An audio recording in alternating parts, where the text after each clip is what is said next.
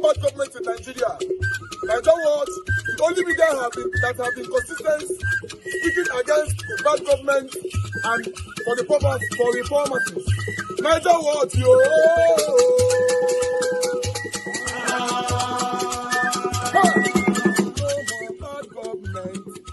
No more bad government. Niger what? No more bad government. Niger what? No more bad government. The only media that have been speaking. No more bad government. The voice of the voiceless. No more bad government.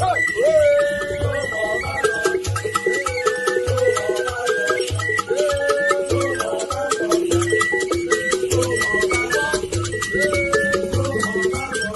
Niger what? No more bad government. For the poor. No more bad government. Niger what? No more bad government. Niger what media? No more bad government. No more bad government. No more bad government. In Nigeria. No more bad government. No more bad government. No more bad government. The only media. No more bad government. The number one media in Nigeria. No more bad government. That have been speaking against government. No more bad government. Niger what? No more bad government.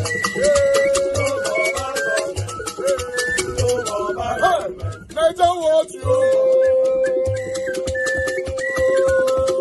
The voice of the voiceless. The voice of the voiceless.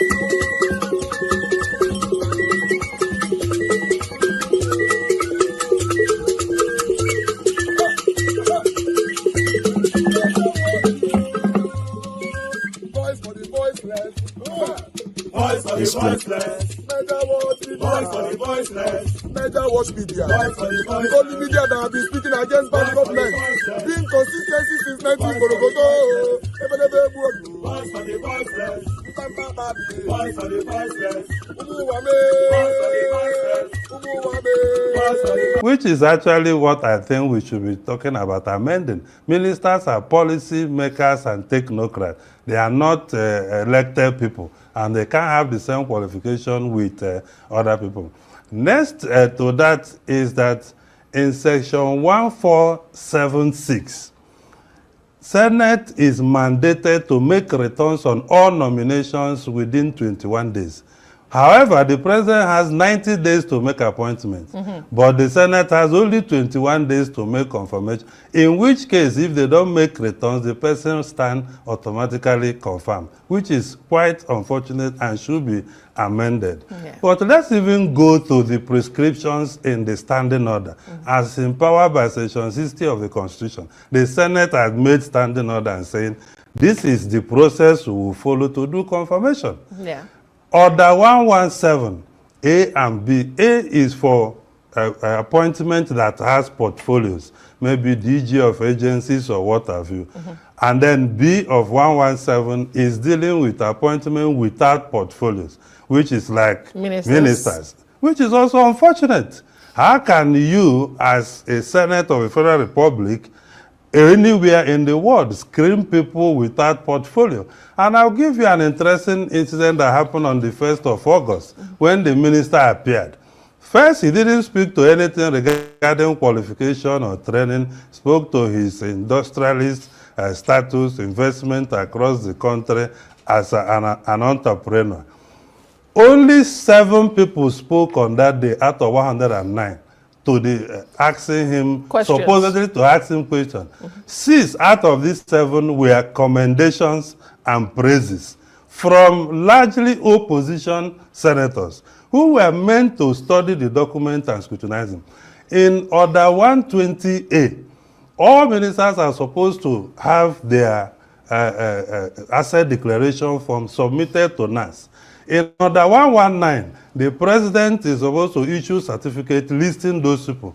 Order 120B requires them to have a certificate of fingerprint clearance from police this thing.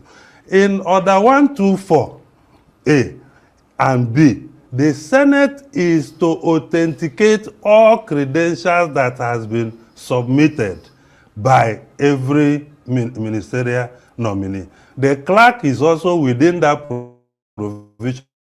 From Order 117 to 129, about 13 orders prescribe procedure, including division of time to ask questions for the ministers, including agreement to hold open session. So All these things is not what we see when people appear. Even so, if you have only the president of the Senate asked the minister question the day he came. Okay, so the process already seems flawed. But when people then present certificates that do not qualify them to serve, what is the wider implication for governance? This is a very big issue. It shows that we are not serious. It shows that, see, I told you, on the 1st of August, 7 people spoke. About 5, Senator Goja, I think is of APC. The other people were all opposition members and mostly from the Southeast. They all commended the nominee. These, at the time they are supposed to be doing adequate scrutiny. Let me even tell you, Order 124A required the president to submit details of the responsibilities of the nominee, details of the search process that led to nominating him, his resume, and other documents. Are those usually submitted? These are the issues. In most cases, you see only CV and profile. And because of politics, and this is the message to opposition, because if the president makes nominations in Nigeria, you will expect maybe APC members to be supporting the nomination and what have you. Okay. But opposition are supposed to do in-depth research, and come out with facts. And Senate too need to adjust the process so that people can have time to ask questions and get feedback. They can't politicize everything. When you politicize the process and just say bow and go, then you get the kind of result that we are getting today, which is, globally embarrassing. As I let you go, who should take institutional responsibility? Is it solely the Senate? Hello and welcome. My name is Magnus Oraka. This is Woto TV. If at this point you are not ashamed to be a Nigerian, then nothing else will ever make you to be.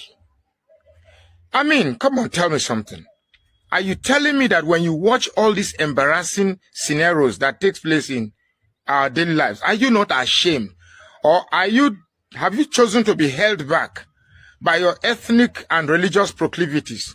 That has to change, for crying out loud. Now, I watched the interview between Rufai Hussaini and David Umahi, Minister for Works. That is the most embarrassing interview ever to have taken place on a national discourse. A simple question. Can you give us an estimate of cost per kilometer? It's a valid question. It's a valid question. And the minister tried to hide his criminality off with a smile. He tried to shove it off or wave it off with a smile. That's not true. He was trying to say that El-Rufai does not know that he's a professor in engineering and blah, blah, blah, blah. Sometimes statistics are the only way you can convey messages to an average man. I'm not an engineer, but I need to know the cost. He was trying to say that, well, every terrain, soil texture, this, that. We are not looking at that. We are looking at the whole road. You said the whole road costs so per billions of naira. What is the cost per kilometer? So that we can make a comparison whether a particular terrain of the road is too rocky or one is too sandy. It doesn't matter. In the same way that there'll be another place that has good soil texture and good soil density and all the jargons that you're trying to use to confuse Rufai Hussaini. Thank God the man that Rufai Hussaini is very smart. And thank God he's fearless and holds his ground to get to the truth. Because Nigeria needs the truth. Nigeria needs accountability from these thieving politicians. Simple question. It's an average. In everything you do, people need to know the average cost per kilometer for the road. Besides, having said that, do Nigerians really need new roads? Nigeria currently has one of the worst road networks in Africa. There's a road from Numan to, because the last time I was touring Nigeria in campaign for Peter B, there's a road between Numan and Taraba, Numan and Jalingo. That road ordinarily shouldn't take you less than 30 minutes. But you can spend 3 hours there. 3 hours just to get to Jalingo from Numan. Then from Numan to to Gombe. It's terrible. Then from Jos to Abuja, it's terrible. From Lokoja to Edo, terrible. From Edo to Warri, terrible. Lagos, the whole road.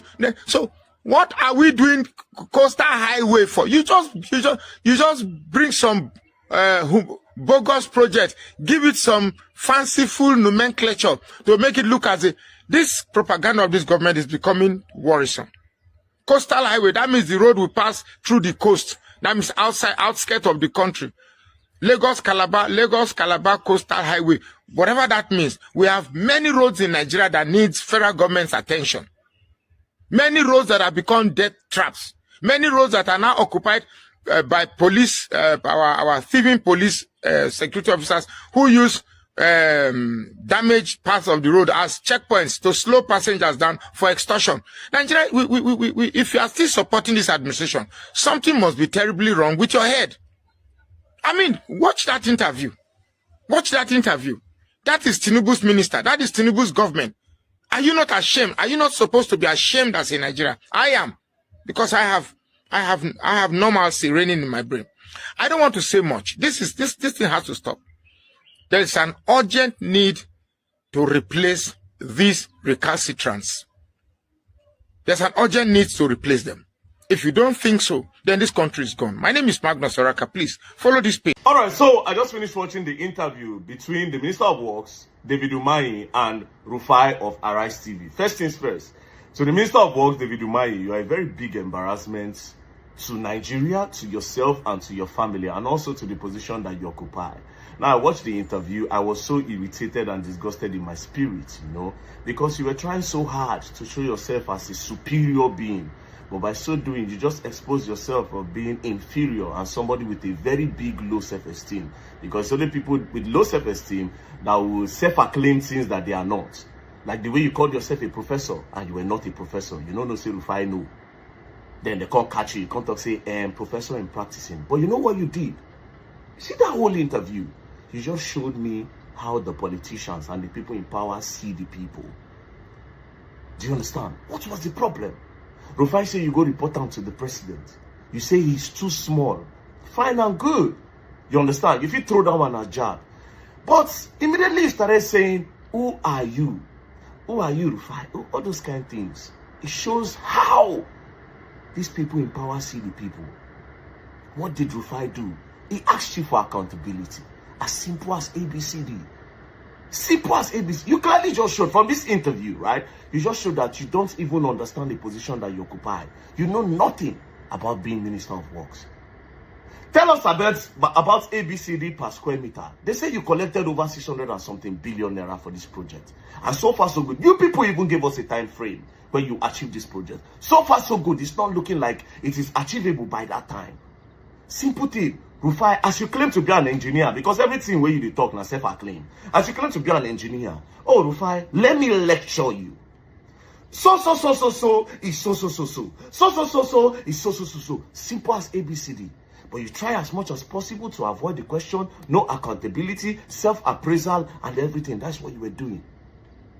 But like I said, you exposed how the people in power see Nigerians when Nigerians ask for accountability, when Nigerians ask for good roads, when Nigeria asks for good schools, when Nigeria asks for good health care, when Nigeria asks that please, insecurity is too much, please protect us. This is probably how the people sitting in that position are looking at the people like, look at them, they are too small to talk to me. I'm not even in their position. After all, they know they buy me. After all, my children don't need this health care. After all, my children don't need this school. After all, my children don't go this hospital. This is how a lot of them in power look at us. Do you know the amount of confidence? Make David Umahi, the Minister of Works, sit down. They tell Rufai for national TV, say it's too small, bro. They are so comfortable in whatever thing that they are doing. Because yes, the people never get on a time yet. This is basically what it is. The people don't have your time yet. That's why you look at the people so small. And when they ask you for accountability, you get pissed. You are lucky that you are not in China. They won't buy one minister now, Minister of Agriculture for China here. They don't already sentence him. Not buying remain. Before him, they don't buy one advisor like that for China. Once they just carry you for, they don't suspect you for bribery, corruption, all those guys small things, say you collect money, you are gone.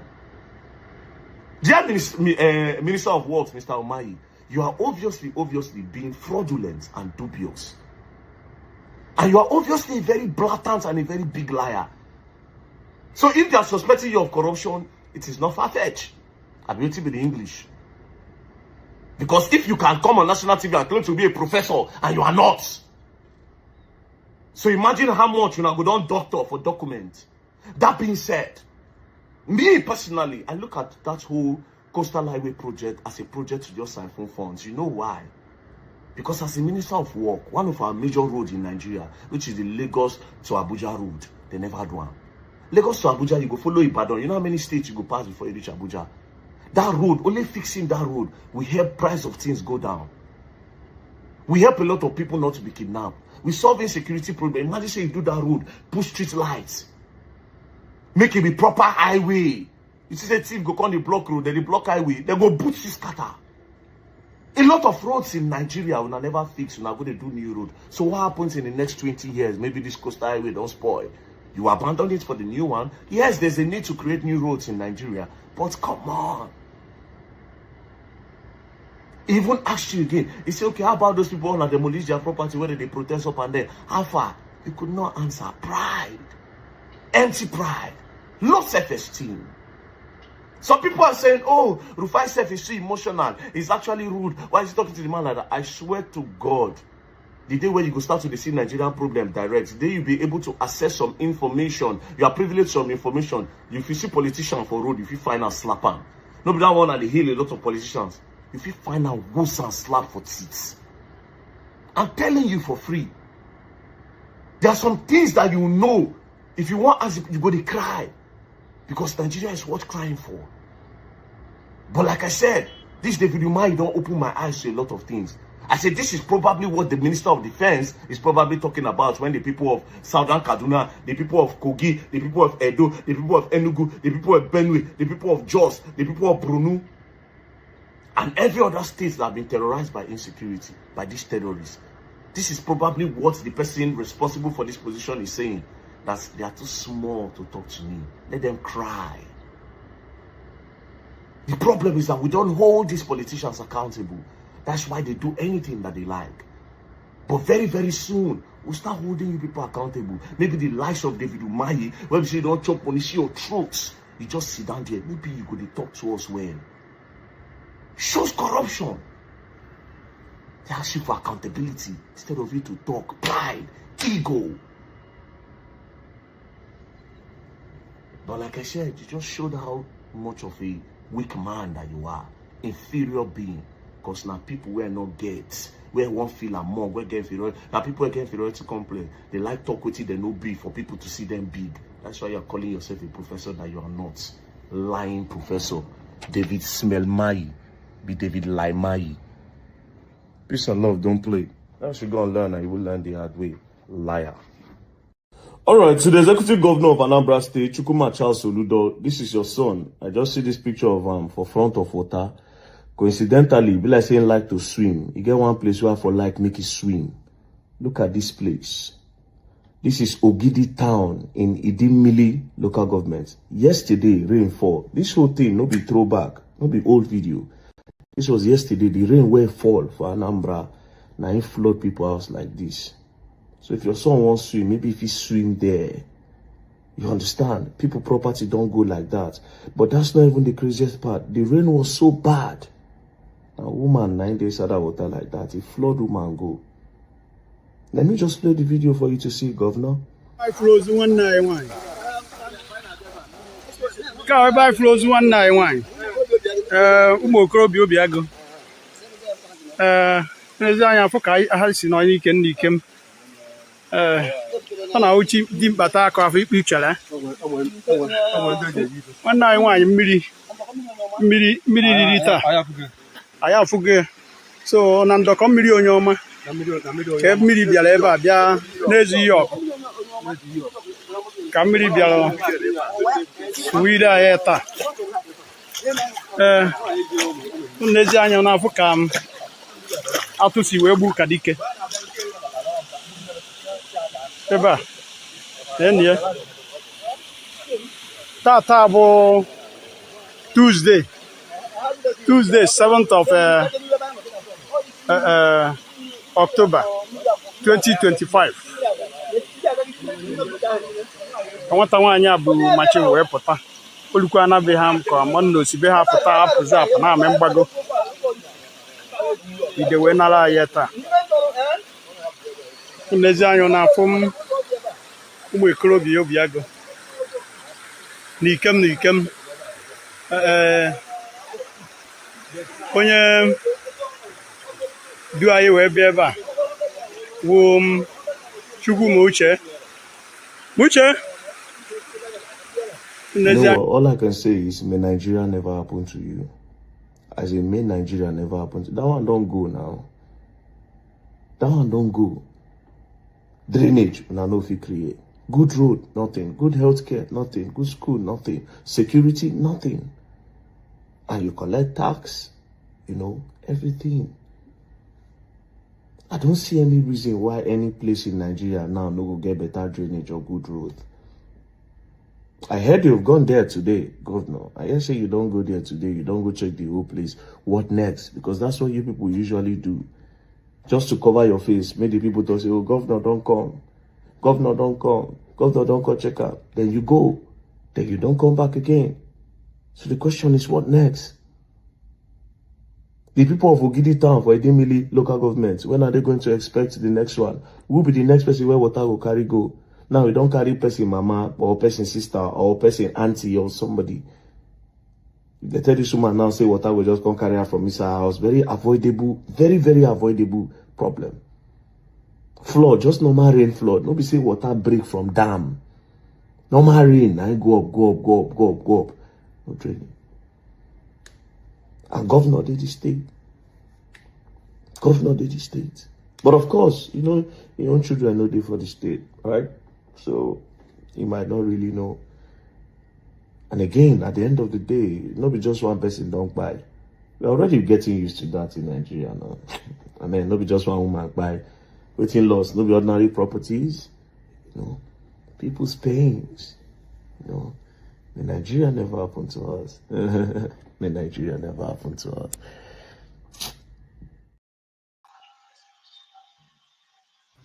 All right. Good morning, good afternoon, good evening to every one of you, my people. It's good to be back here again. Wow, when I see that last video from Very Dark Man, somebody forwarded it to me. When I saw it this evening, I was like, wow. A lot is happening right now in Nigeria. A lot is happening. And our government don't talk about it. You'll be like, say, the country, both government and the people, everybody just living their own. And it's crazy. It's really crazy. I appreciate every one of you right there. Thanks for joining us today. Today is Thursday, 9th October 2025. Mother of all Mommy Diaspora, good evening to you, Mommy. Thank you very much for all that you do. I appreciate you always. Thanks for always being there for us here. My brother Abu Azi, thank you very much. Good evening to you. Thanks for always being there as well. I appreciate you. Thank you, everyone right there. Tony South, Pacha, Nofe, my dear sister, Emmanuel Shooks, James Ome, Mother Peggy Modi, Sagovo Kwonga, Mr. Johnson Emmanuel, Sesmo, Crosby, Prince Aka, Christian CXL, and many, many, many more. There's a lot of comment there already. Nena Bona in the building today. Chop right there with us. Mike Akambari, my brother. I appreciate every one of you. Just press on the like, help us to share. Ima, I can see you. Thank you very much. Uji Desmond is right there. Debsy in the building. Thank you, my people. Now God bless you now. Please endeavor to do your part by pressing on the like button. Hi, Joe. Thank you very much for joining us. Good evening to you. I appreciate you all. Stella Masavedo, good evening to you, ma. Thanks for joining us today. Thank you, Timmy DB Ade Adobo. Can see you all right there. Love Maduka right there with us. Thank you very much. Good evening to you, ma. Kelechi in the building. Good evening to you. I appreciate you. Clifford, thank you. Arrange TV, I can see you as well. Good evening to you. Good evening to every one of you. Lucy Eno is right there with us as well. Good evening to you. Otu Elo, thank you very much. I appreciate you. Good evening to you as well. Discussion Channel TV, I can see right there. Thank you, my wonderful people. Crossbar Entertainment. and many, many more. My people, I know say I will miss some names, but I want you to know that I appreciate every one of you. CO is right there with us as well. Guys, press on the like, help us to share. For those of you that were calling in, this is the best time for you to call in. If not, I only have one person on the panel. Anybody that want to join us, you can join us right now. If not, it's just going to be me and my brother. Then we quickly move on. It's not too easy, eh? It's not too easy doing this job. It's not easy, man. You need to be here to know what we pass through every day. Nigeria, eh? Whenever I go UK now to go they relax. But this country, person doesn't feel relax for here. They say no food for lazy man. I'm always on the road. Mother Deborah, thanks for calling in. Good evening to you. Please talk to us. Yeah, good evening, Mr. Elvis. Thank you, ma. Good evening to everyone. Welcome to today's program. I want to first of all start. I joined it late, so I saw the interview of that man that was praising the Igbo man that was, I think, interview with Shehu that was trying to say that Tinubu is doing well that Soludo is doing well for the Easterners and compared to other presidents. Me, I don't understand. Sometimes this is the problem I have with some of these politicians or some of these elites from the East. They cannot even be honest with what is happening to them. The same Tinubu that is talking about, is it not the same Tinubu that is it not his government that is demolishing properties of the Igbos in Lagos? Or is he not aware of what's going on in Lagos? Is it not the same Tinubu now that has left Nnamdi Kanu still in detention, will not even release him to go for treatment? So I don't understand. When they come out like that, they because of their own selfish interests, they cannot even be honest about what their own people, about the injustice that is being melted on their own people.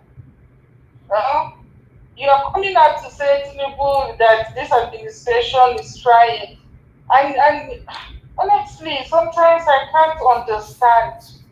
I don't really understand. Is it that they don't know what is going on, or they just want to pretend as if they don't know? You are still how your people are being, the kind of injustice that is being melted on your people. You see how your people are being treated in Lagos. You see how Nnamdi Kanu is being treated. Even a blind man knows that the treatment they are giving to Nnamdi Kanu is just simply because he's an Igbo man. They can never treat any other tribe like that. When bandits and terrorists are walking free in the north, and yet they will not even allow Nnamdi Kanu to go for treatment. It is sickening that we have a system of how will I even say it, a judicial system that is so unfair to some parts, to some certain people. And it's so obvious. In fact, they are not even hiding it at all. It's so obvious even to the blind that some part of the country will commit, they said, will commit worse crime, and nobody will talk to them. But when the same thing is done by, or even less, committed by some certain parts of the country, that's when the law will not begin to take effect. How long will this injustice continue? It's so annoying. Very sad. Okay, look at the issue of this certificate forgery. Now, this man, the way they are analyzing it and the way they are talking about it. I just want to ask one question. How is this different? How is what this man did?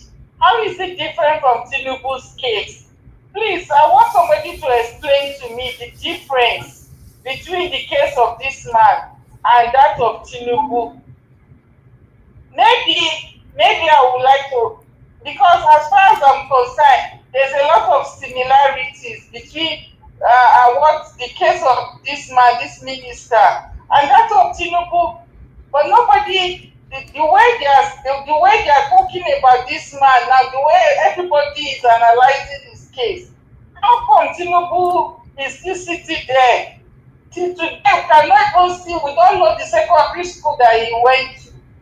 Till today, nobody can even say this is the school. The certificate, there are different things on the certificate. And he's still there as the president.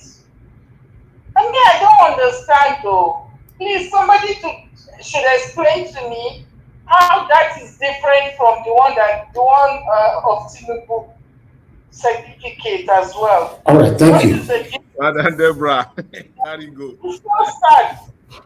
It's so sad that the system in Nigeria, me, I don't even understand. It's so shameful that the same thing one person will do, they want to crucify the person, and another person will do the worst and walk away. Exactly. So I don't understand. That is called selective judgment. System. Yes. How is that different? Is it because the man is an illegal man? Now fraud. You just call it what it is. That is fraud. And I was asking myself, is it because this man is an Mr. Jonathan says fraud. If he's a northerner, would they do the same thing? Okay, how is this different from the Tinubu Otti today? There's no credible certificate to say this is the school Tinubu went to. So how is his own different from this one? How is it different? All right. So I don't understand though. I went to particular tribe. I went to particular tribe. Deborah said I don't understand though. They will sweep it under the carpet. Madam Deborah, you can't. If I try to explain to you now, if I explain Nigeria to you now, you understand. You know I did not explain it properly.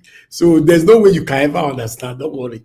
No, because the way they seem to be talking about this man, this minister,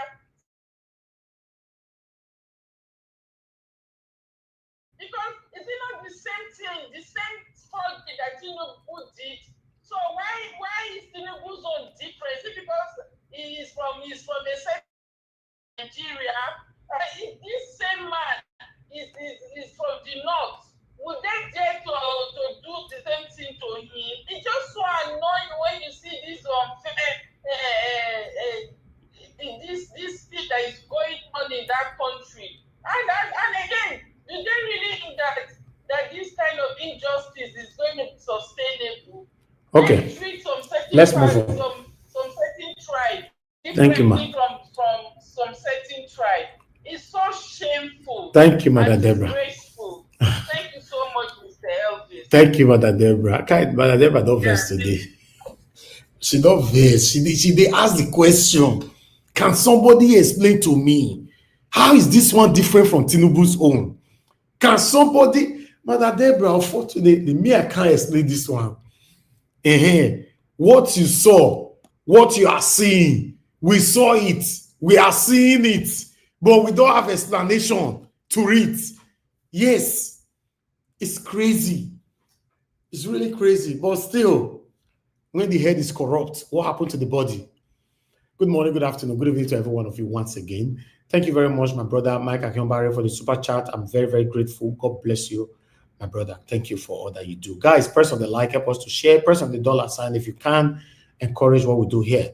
We are going to start talking. I have my giants then on the screen, which they can help me break everything that I've presented today. So we're going to take it from there, But meanwhile, my main concern is Sowore already have fixed date already, October 20th, which is just next week.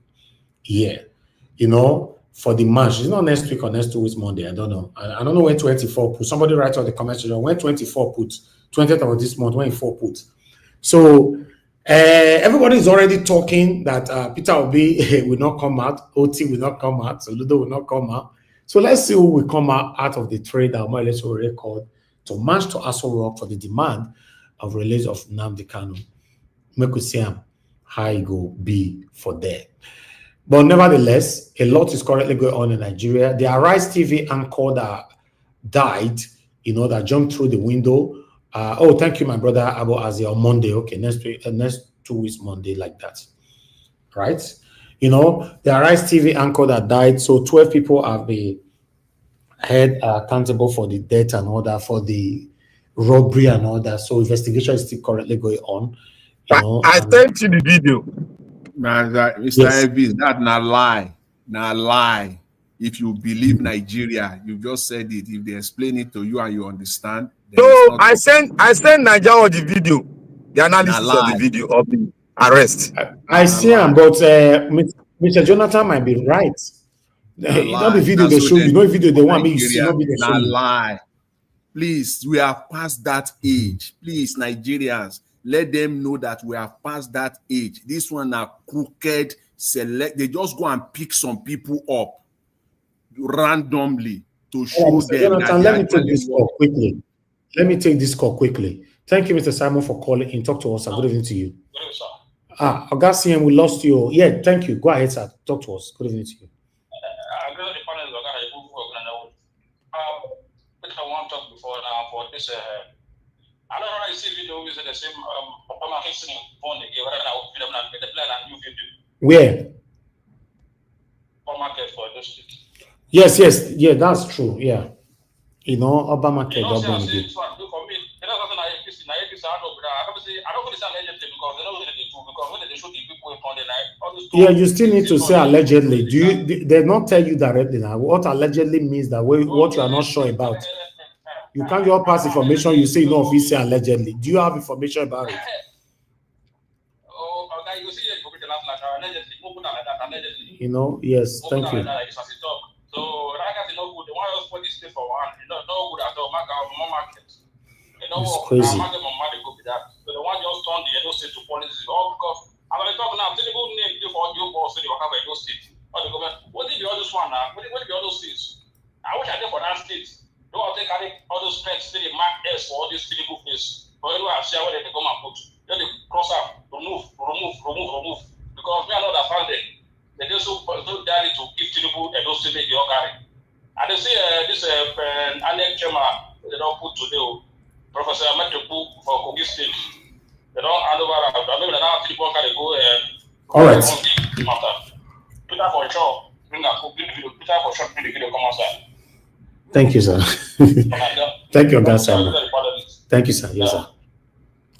All right. I'd like us to move on. We lost Oga CM, or maybe you deliberately left. Maybe you have something you are doing. Please come back. We need you back on this issue. Okay. I appreciate every one of you right there. Because we're not plenty, we are going to talk amongst ourselves, interject ourselves. There's no need of giving 8 minutes around. So let's just talk within ourselves. And maybe the next 1 or 2 hours, then we'll end the show. Oh, Oga CM is back. Good. Thank you very much. Give us long hour, long 15 minutes first. No. I know they give any minutes. Let us talk about us. Yes, sir. Niger watch. Allow us to manage ourselves. You can go. Make it ready. Go. Manage ourselves. Go. Come on for there. Every time we do law. Let's go for England there. We don't get law for Nigeria. Come on for there. I bet go leave us. We can this platform every day. We can manage ourselves. I am unfiltered. I tell you the truth. We don't get law for Nigeria. So no, they give us law. We can manage ourselves now. We are manage ourselves. Yes. We are adults. But you just manage yourselves. Anybody join in and bring them in. But I'm here. Thank you, sir. Okay. I think the Black Panther, now you first come, Abi. Yes, now. Start now. Now you first come. After you join, okay. Then. My brother. Otapia, now go give them chop. All of them. I want to thank everybody. I want to thank Mommy Diaspora, Nigeria. Thank you for bringing very specific, direct, unfiltered. I want to thank you very much. I thank Mommy Diaspora. Mommy, we love you. You are the best. I want to thank all the viewers and the people that called in. You guys are speaking. Let's continue to speak like that. I want to thank the panelists. and those that are on their way coming too. Now, let me say it all out here. Me, I'm unfiltered though. I say it the way I understand it. I am unfiltered. So that is why sometimes when I go against some people here that most people are praising, I'm unfiltered. I work according to the depth of analysis that I've seen and the book I have opened. So I bring it out and it's left for scrutiny. Hold on, Black Panther. Yeah. Jonathan, please, if you can mute yourself. It's like then, yeah, thank you very much. Yeah, your discussion. I want to start by saying that most of us are like the speaker that first called, that she doesn't understand first certificate. First certificate is a normal thing in Nigerian politics now. It has been there for a very long time. We have discussed it here before. One, let me start. Your Speaker of the House during Obasanjo regime, his name is this Anusi, or what is his name? He forged certificate from Toronto University. He's not even in Nigeria, oh no. He forged another country certificate from Toronto. He was rescued by the same politician. He didn't go to jail. Second, your minister that came here that came all the way from England, she said commits the same crime. Who again? There's somebody again that very popular that commit the same crime too. I think there are about 3 of them that are very prominent that committed the same crime. Then the Oga Patapata, the Tinubu, one of the party, he committed even more. He committed a crime without even discharge certificate of NYC. He became the president of Nigeria. He fought Chicago University, which the registrar of Chicago said that certificate is not from them. And still, the Nigerian people, the Nigerian law, judiciary, which is just a fake judiciary anyway, is judiciary that was given to us by the colonialists, them, the same England people. They are doing the dirty job of the dirty politicians because they don't deserve to be called any whether that I don't even deserve to even call them honorable because all of them are dishonorable, and I wouldn't blame them because you can see the man, the speaker, one Igbo speaker. I don't know if he's a House member. He said one thing. He said, if you bring the law, just oppose it with common sense. How can a school sat where you don't know anything become a minister? That's what is your law. How can a school sat contest for Senate be a senator? How can a school sat, not even a school sat, somebody that has attended school, be the president of the Federal Republic of the Nigeria? Some of us are claiming, but are not claiming it because it's not a country. So these are the things that we are talking about. When I come with my anger, I am not angry because of what somebody said. I am angry because people are not really knowing the cause and the foundational problem we have. They think that many people are thinking that, let us make do of the constitution we have. It is the same thing your politicians are saying. Let us put school sat as president or attended school sat. All of us in Nigeria, he has the right to become a president. We will tell you say he get right to become president. Are we in a forest? Are we not civilized? So what are we talking about? How can a school sat holder now be able to articulate the problem of the entire country of Nigeria? We are not an island. We are a very massive country. And if you take the population of West Africa, it's not even up to Nigeria. So you expect one person idiot. That one that called that the late Buhari, he doesn't even have a certificate. He became a general. They produced a white certificate for him after 50-something years. How long has the white been existing? They produce a certificate for the president. They produce for him, and everybody clap and oh, he has certificate. They misplace the certificate. That is the issue we have. I said Nigeria doesn't have a constitution. That what we have is the cause of our problem is Abdul Salami. It's Abdul Salami. It's the cause of our problem. They are gangsters.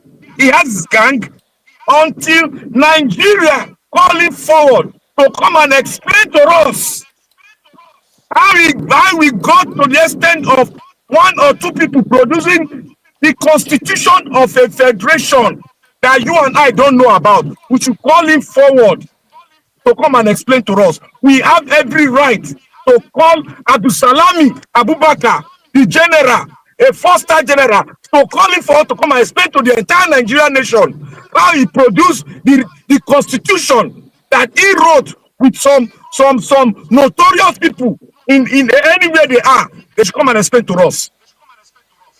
That is the thing, that's the right we have to ask them. Because that is the cause and that is the advantage these notorious politicians are having against every one of us. And some of us are buying the idea that, yes, we have a document. Who told you we have a document? We all agreed that we need to have a document. And President Jonathan, despite his weakness, he was forced by the Nigerian people. Let us confer a national conference where we will talk how we will be together. And that conference was being done with the taxpayers' money of every Nigerians. And what happened? After the conference was done, every tribe represented, every organization represented, put a hand and signed that this is our agreement. And they brought it and presented it to the president. The president, Buhari, Ile Buhari, he carried it and put it under the carpet. And you all are still fighting. Oh, we want to do election, we want to do everything. Under the disguise, they gave us a mirage. If you are a scientist, you will know what I'm saying, science student. They gave us a mirage. We are seeing it, but we cannot hold it. We are seeing it, but we cannot use it as a defense that yes, we the people wrote that book. We have not taken it on recognition that if you are building a house, you must lay a foundation. And when the foundation is well laid, the house does what? It collapses. That is what you are getting. And that is what is happening to Nigeria. All of you, every student, everyone that have gone through school in Nigeria, that have gone through the 4 walls of university or colleges or teachers training institute, that is our problem. That is our problem. You cannot solve the Nigerian problem without not going to the foundation. Because the foundation will make us, all of us, have a vision. Without a foundation, you cannot have a vision. You cannot have a vision. The founding fathers of Nigeria, they did not agree. They did not agree. Go and look at their text. They never agreed. And all of you say, oh, the founding fathers have a vision. They don't have any vision. Because if you have a vision, you will all agree. And the foundation will be laid for this vision to be actualized by you, me, and the people coming after us. But we refuse. They refuse doing it. They gave us a tattered country. And the tattered country refused to do the needful. Even the British said they committed a crime against us. That they knew, if they had known, they would have made Nigeria. They wouldn't have gone through the process. They would have made it okay. That we are going to lose more life with what we have today. The American CIA brought it forward that Nigeria, as it is constituted illegally, may I put that word, we might break We are getting to that extent. We are getting to a level whereby if you get to a lot of a position whereby everyone will be frustrated. Even the northern people that are gallivanting around that caused all this wahala, they will say we don't want again. They will say so. You and I will say so. Because the thing will touch every one of us and will say so. Now, let me go to another thing that Sowore did. You see, everybody's agreeing with Sowore. Yes, it is good for you to call, for everyone to come and do rally. It's a nice thing. Yes, I love it. But it was done stupidly. It was done callously. And it's a trap against the political elite. That is what he doesn't give a damn. That is why he's doing that thing. Because if you want to do something, you must be constructed. You must have a plan. You must have a plan. You must go and meet them. Talk to them in your closet. Go and meet them. Make peace. Talk to them. This is how we want to make sure that our brother is free. You have to amalgamate them to come in, because these people are holding a vital position in the Federal Republic of Nigeria. You don't call them, say, oh, come, let's go to the street. It's never done. It's never done like that. You want to scatter everything whereby you want to make it like a gangster level. You have to plan. You have to go there. You are a presidential aspirant. You are a well-noted person. You have to go with your group, sit with them, all of them, sit with them. This is fundamental. This man, if you can, I will not let him die there. This is my plan. We all got to come together and move forward. Now we have to do a walk. After all, Chukwumerije did a walk. What happened to him? They smoke him down. What happened to Chukwumerije? I mean, not Chukwumerije, the former Senate president. What happened to him? He went on a rally. They smoke him down. Chukwu, the great Oyi. That was a man that built his foundation fundamentally, an academician that has no crack. He will say that as it is. Despite he also has some loophole, but he really dealt with it. He fought, but he came out. What happened? They smoke him down. He died.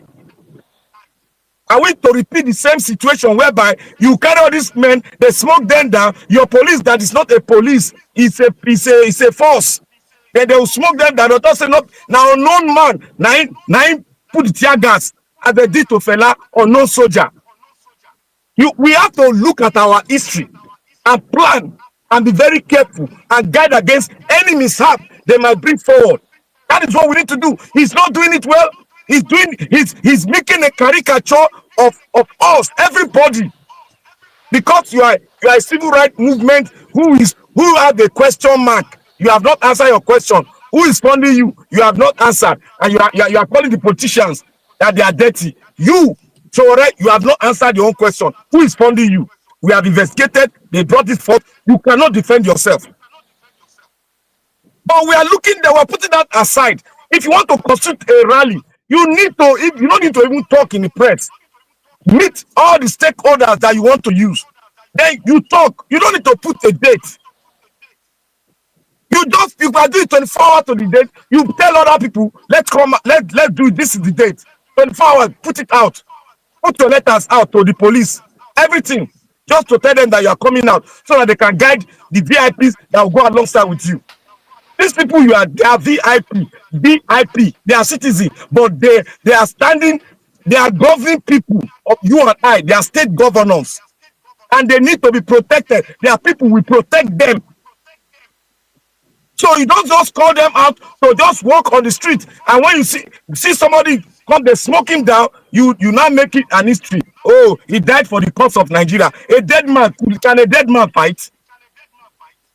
We need everybody. We need to be constructive. We need to be calculative. We need to critically analyze things with our brain. We don't just do things like a garage people. And come outside, let's go do rally. Let's go at Sorok. Where you don't see them, where they do a rally, go set out where they don't open fire. Even in the United States, if you do them, they go open fire. You think it's easy like that? Because they call it the beacon of hope. You carry rally go White House, enter there, they no go come bring you down. So my brothers and sisters, if you want to do things, let's do it the right way. I don't believe in all this Okay. gangsterism, just do it like Bolikata driver. We should do it. And to everybody, Okay. this fake result, fake WAEC, fake everything, we'll continue to have it. As long as a school start, primary school, that's in the rule of. After all, one of our brothers here came here that, oh, educated people have ruled us. Now, let's try the uneducated people. That is what we have in Edo State. That one where the Caliban say the governor. He can't spell his name. Thank you. He can't even know what is called Okay. road. He's ruling us. That is what we get. If we don't cry out for a new constitution, to tear this thing down, we will not have a good country. No matter how we fight, they will always bring us down. Thank you. Okay. Thank you, Black Panther. Well, Niger. Yeah, so that is the state of the nation. Now, so it be hypocrisy here, maybe deliberate distortion of facts and all those things. But well, let's continue. Mr. Jonathan, it's your turn now, if you don't mind. Take them from any angle you want, whatever it is. This is what they call no hold bars. Where is he? Mr. Jonathan. Black Panther, can you hear me? Okay, yeah. I'm here, Okay. I'm here, Dr. Seer. I can hear Okay. you. I greet you. Fire on. Thank you very much. Thank you very much. I appreciate you. And Mr. Black Panther, I greet you. Thank you. You said it. You said it appropriately. Mr. Elvis, God bless you greatly. I greet Mommy Diaspora as well. You're welcome. God bless you abundantly. And all the commenters, my fellow commenters and callers, I greet you all. God bless you all greatly. You're welcome. You see, it is not even, it is now an understatement, clearly, undisputably, undoubtedly, that it is an understatement to say Nigeria is abnormal. Nigeria is a fraud. It's a fraud. It's a fraud that is playing out every day. That's why some people will say Nigeria is a crime scene. It's not a former crime scene. It's an ongoing. The crime, the fraud is on, and it is, they are doing it brazenly, relentlessly, continue unabated. And it's like they stand, as my people will say, they stand gidigba behind their fraud to protect that fraud. The Constitution says the president of Nigeria is sworn an oath that he will protect, he will preserve the Constitution of the Federal Republic of Nigeria. Indeed, it is the reverse. Their own is to protect and preserve fraud, not the Constitution. Take the Constitution, that is to protect and preserve the fraud. And I'm not just saying something that is out of line. Where do you want to start from if it is not a fraud? The current man superintending over Nigeria, if Nigeria is not a fraud, the school he attended was not established until 1974. He submitted a document that he was admitted into that school in 1970, when the foundation was not even laid. The location of that secondary school has not even been sorted out. The founders I don't even think the founders have even sat down to contemplate the establishment of that school, but he has already been admitted. That alone, singularly, is enough. If the Supreme Court want to play their shenanigans with the information from outside Nigeria, this Chicago State University certificate and all the rest of it, how about the one in Nigeria? How about that one? If it's a fraud. It's a complete fraud. The man with the minister for the disgraced certificate forger minister, Nnamdi, it's not new. As a matter of fact, if they go deep down now, the whole air will break loose, because you will see, you will open your mouth, you won't be able to close it. The kind of disclosure that will come out, as if that one is not enough, as if that fraud perpetrated on Nigerians is not enough. The same man is telling Nigerians that he has distributed 330 billion to poor Nigerians. 330 billion. They asked them, even the crooked Nigerian media, at least they still ask, where are the list of these poor Nigerians? The fraudsters, that is the Nigerian government now, they said, for privacy reason, we cannot release the names. Okay. If you cannot release the names, tell us what each local government got. At least we are not releasing the names, but this is the local government in Zamfara. They got 2 billion naira. This is another local government in Abia State. They got 5 billion naira. This is another local government in Lagos. They got 10 billion naira. This is a local government in Imo State. Give us the data. That's another fraud. If I want to go on this fraud lane, I tell you, I will need minimum of 2 hours. It will not even be enough. And that's being conservative. That is one. That if that is not a fraud, please come and tell me what fraud is. If that is not fraudulent, you cannot tell us the names of those people that have received this 330 billion. You can't tell us. Okay, you can't tell us the local government. Okay, what about the states? If you think by going down to local government, you are even still encroaching into privacy to some extent. How about state level? Lagos State got 25 billion. Zamfara, we have distributed 18 billion. Enugu State, we distributed 16 billion. In Borno, we distributed 12 billion. Give us something. You cannot just say this is fraud.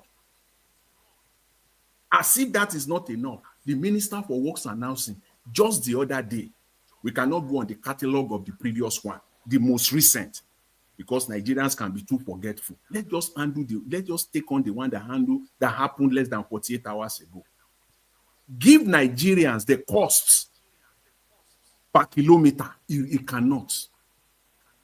It was playing games, playing around the bush. As if that is not, if that is not a fraud, please tell me what fraud is. We think that Nigerians are stupid, that they are. Once they get that position, as a matter of fact, the position that they even got through forgery, then they will now be going about thinking that they are smarter than every other Nigerian. That position was obtained through forgery. And will still be coming out to Nigeria. So that is fraud in itself.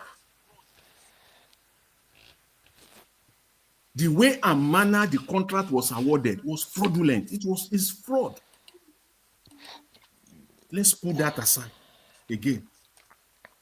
Today now they are telling us that the Arise News anchor,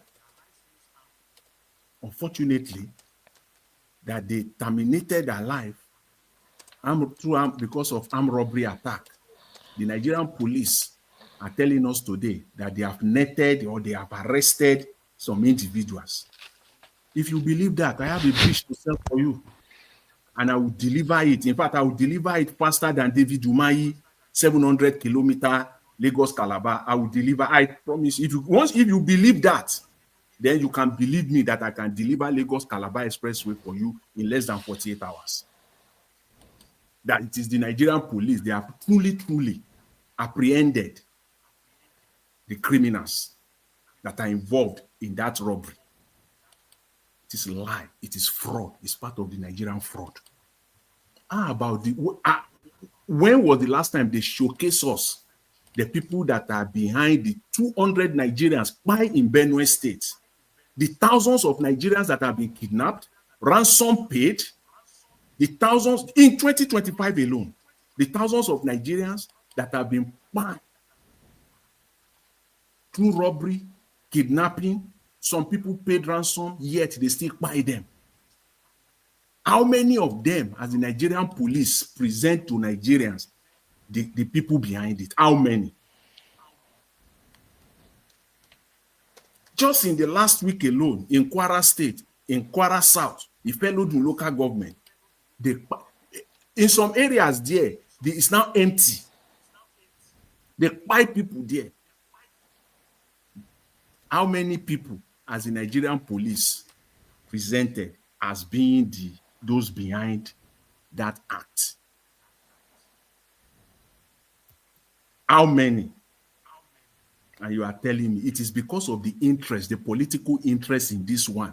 They will quickly they will go and pick some criminal somewhere and label them. Don't believe that. That is fraud. That is Nigerian fraud.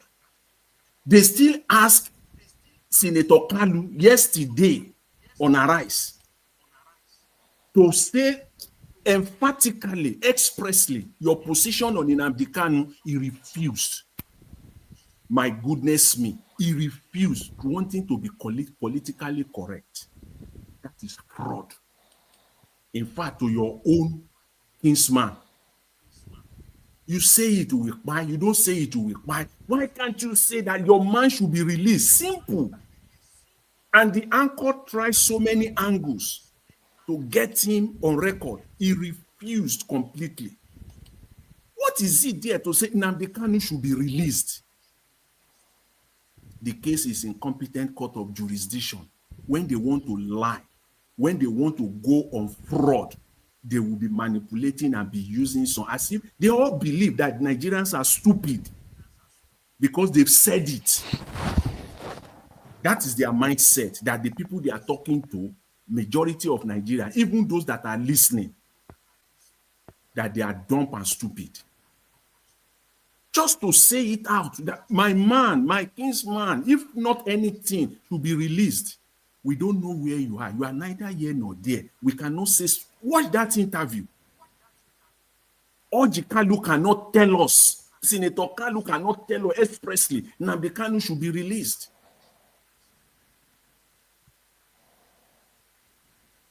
What kind of, if it is not fraud, please tell me.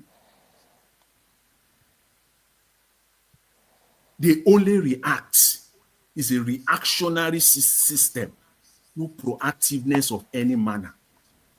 In Anambra State, the flood that had the rain 2 days ago, after the rain, the governor ran there today, reacting to it. Abi, what have you been doing since you came with all the budgets? And before you say Jack,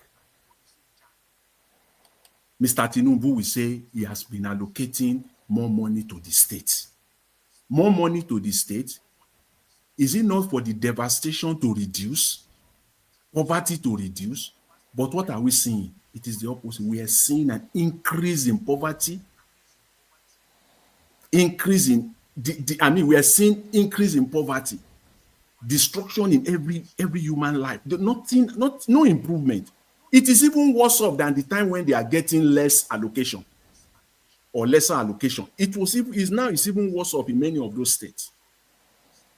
None of them, with all this increase that they are getting, if that is not fraud, please come and tell me. Some of them are now getting 3 times more. Yes. In fact, there is no state in Nigeria that is not getting 3 times more. Pre-2023 now. That is not getting 3 times more. They are getting 3 times more. than what they are getting. And yet, the state of development is worse off pre-2023. If that, where all this money, where are they going to? If that is not fraud, you will tell me. Everything about the country is total fraud, is fraudulent. Everything we talk about here, they just tell you, use one word. You only have one word. You have 1 millisecond to describe the state of Nigeria. Microsecond, just describe it in one word. Fraud. Chicken, as the Hausa people will say, period. There's no any other thing. It's fraud. And they are playing it on Nigerians every day. The INEC, another one. The INEC chairman just resigned. Mr. Tinubu said he should hand over to the most senior official of INEC there. Political parties quickly, one of the registered political parties in Nigeria, quickly went to court and got a judgment that Mahmoud Yakubu should be arrested.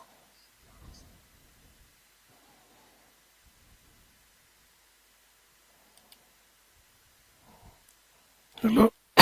Hello? Hello, can you hear me? Yes, we can. Yes, okay, continue. Yeah. I said Mahmoud Yakubu, he resigned. And immediately resigned, one of the registered political party went to court and got a judgment that he should be, there was a judgment, and the judgment was that Mahmoud Yakubu should be arrested. Nothing has happened. The man has not been arrested. If that is not fraud, judicial fraud, fraud in every area, economic fraud, legislative fraud, judicial fraud, is still there. He has not been arrested by the Nigerian police and an order from a court. For what? He refused to put out the names of legitimate leaders of that party. The same thing happened, this Labour Party crisis. Since when this year? Almost 6 months thereabout now, that the Supreme Court have delivered the judgment on Labour Party. If you go there, till this very moment, nothing has been done. No statement was given. The same way this Mahmoud Yakubu conducted the most fraudulent election in Nigerian history, and is going on. It just went free now. Nothing was said. No public statement. 3 years running. If that is not fraud, you will tell me what fraud is. Maybe we can go into that conversation. It is fraud on the Nigerian people. If you say it was a glitch, tell us, give us a report on that glitch. After you receive almost 300 billion naira, and this is, look at what you deliver to Nigerians, and yet, see the fraud, and yet still, he was given a national honor. Where are we going? This is fraud being perpetrated relentlessly on the Nigerian people. Left, right, and center. And every day we wake up, we see another fraud being committed. Where are we going? Just where are we going as a people, as a nation? This one, and the Nigerian people will just keep quiet, as if nothing is happening. And these people are being emboldened more and more. Brazenly, every day, they come out to commit additional fraud on top of the one that we have. So there is no let go at all. There is no way out for Nigerians unless this set of criminals are taken out. Then Nigeria can move forward. Dr. CM, let me leave it there for now so that you can take it. Thank you very much. Okay. Thank you, Jonathan. Yes, Where are we? Thank you. Okay, oh, Mama Hecho, you are here. Mama Hecho, welcome. Maybe think I will give you now Hecho, then you speak after you, then I can say my own since you've just joined us. You're welcome. Greeting, beloved Elvis. Greeting all the panelists. Greeting our mommy in diaspora that carry me and my children. For her back, she's not falling, and I'm not going to fall. Greeting to the audience. Greeting to the listener.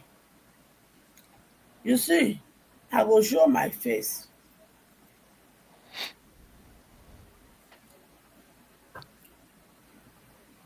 So, I am speaking to Nigeria's Senator and House of Rep.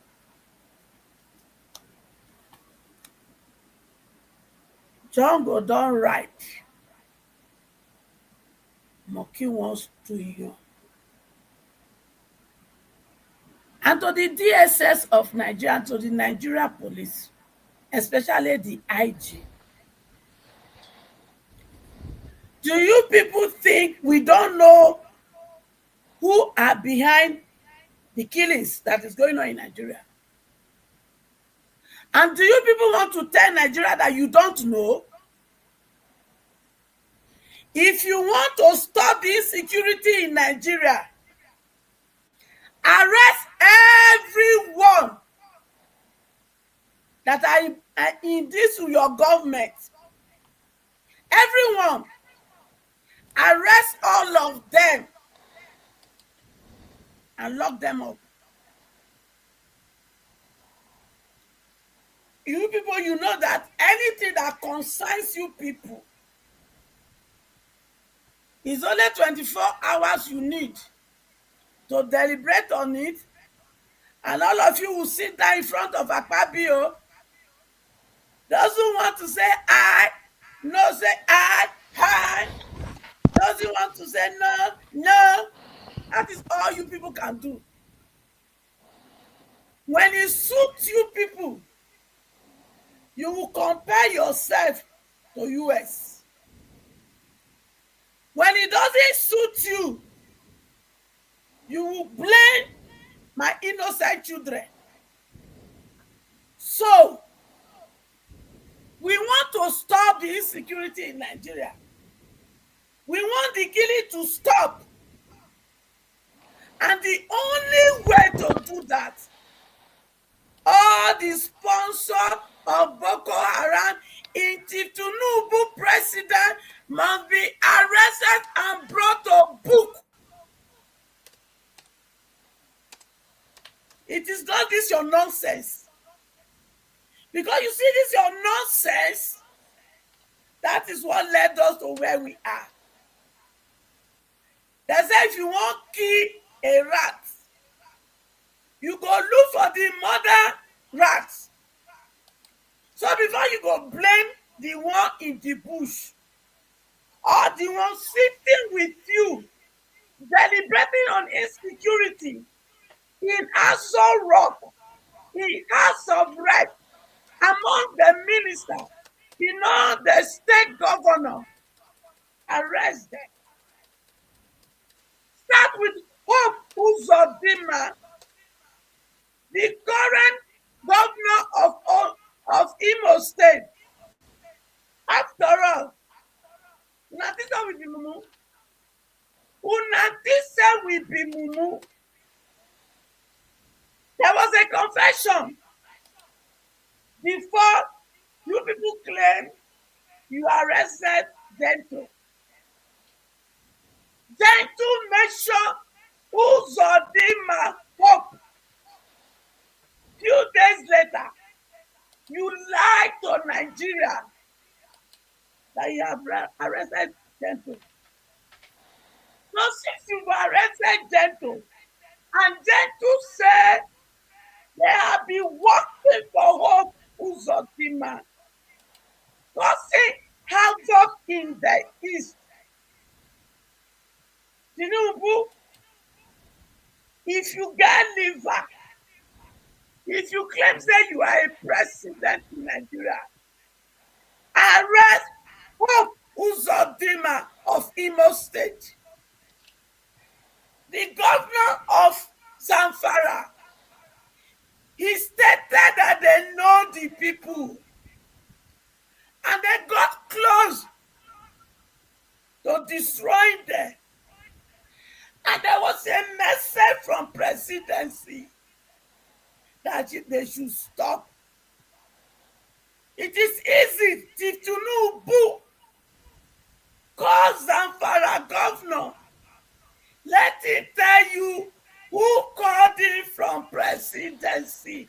Arrest the person and prosecute the person. Sagumi will not be left out of this because he's the chief negotiation with bandit terrorists. Tinubu, Remi Tinubu, Folashade, the self-acclaimed market general leader of Nigeria, tell your papa,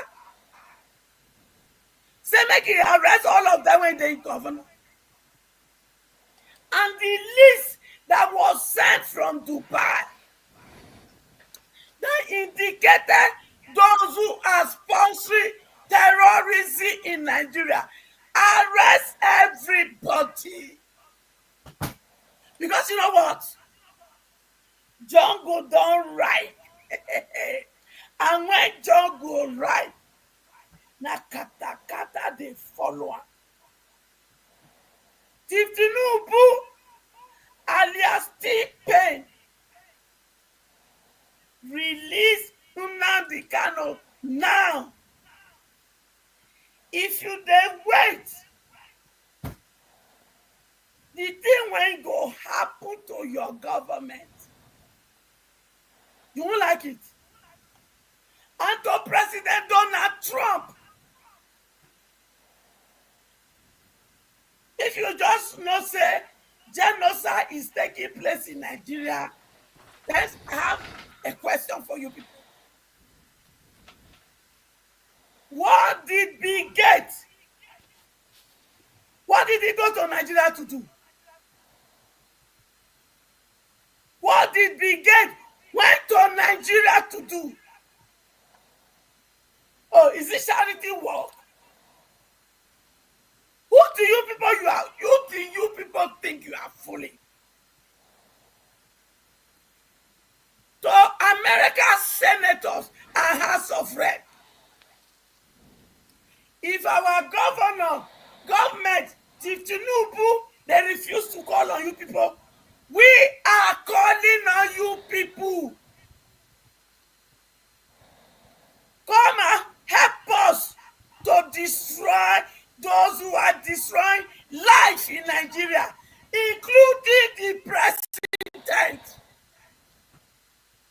Chief Tinubu, how many government do we have in Nigeria? If you say you don't know, I will tell you. Some of the places in the north where they display people have been occupied by the earlier Fulani that they imported into the country. So, if you are collecting tax, they too are collecting tax plus tax plus tax. From your soul, fellow Nigeria, you are supposed to protect their life and property. Tinubu, they display some of Nigeria from their villages and some are run into Cameroon. And I am making a demand. The chief of army staff must be arrested, dismissed, persecuted, and killed. Sidi Musa, you are a wicked idiot. Sidi Musa, that position they gave to you, you are not fit to be there because you are evil, you are a monster, and you are a wicked individual. and to those who are in Tinubu presidency, feeding him with lies upon lies about the insecurity in Nigeria. Your end is here. Your end is here. Nítorí pé ìkà ni gbogbo yín. All of you are a bloody liars. Arise. Oh, Arise TV. Otti Okpe, Rufai Oseni, Ayo, and Dr. Abati. You people refuse. You have continued to refuse to announce, to give to the public the actual killing that is taking place in Nigeria. Because of your paycheck. Is it? Now when it concerns Sami, you will cry crocodile tears. Otti Okpe, how many times, Otti Okpe, have you cried for the innocent Nigeria? Other innocent Nigeria that they kill every day. Oh, because it touched your own. Sami Tochukwu, I am not saying that they shouldn't cry for you. But you see Sami Tochukwu, wherever your spirit is, go after all the television journalists that have refused to tell truth about what is happening in Nigeria. Sami Tochukwu, because if they have been doing the right thing, Sami Tochukwu, you wouldn't have died untimely death. Arise Television, the owner of Arise Television, it is high time you call a spade a spade. Do not tell your journalists not to announce what is going on in the area of insecurity, because your station will be sanctioned by the same wicked and idiotic oppressors that have turned Nigeria to a butcher room. And finally, Tinubu,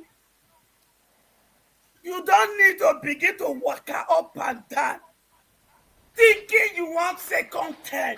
You do not qualify for second term.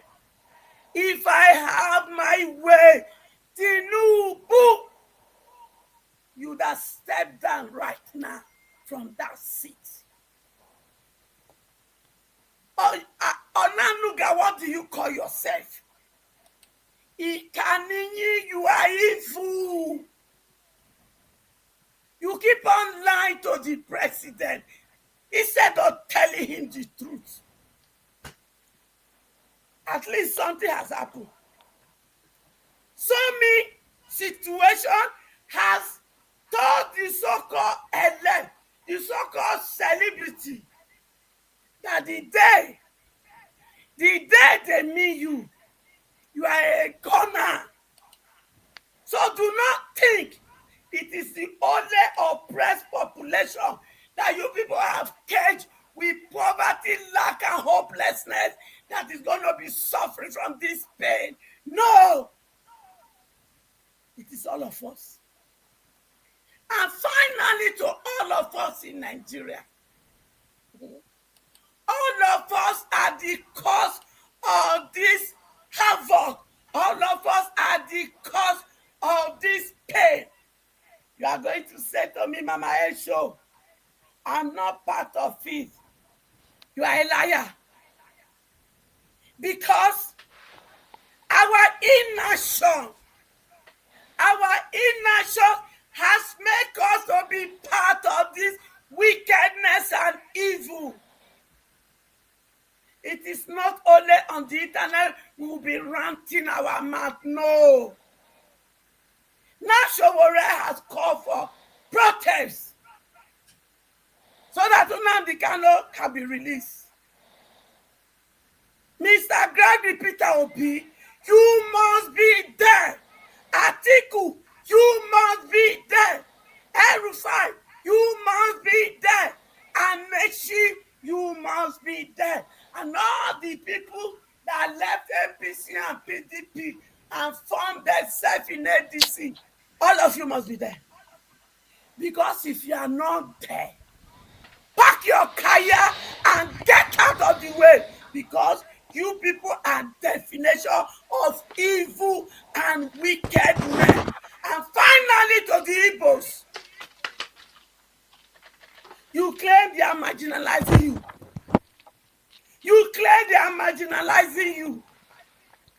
Look at how the North always stay together to fight, to make a demand.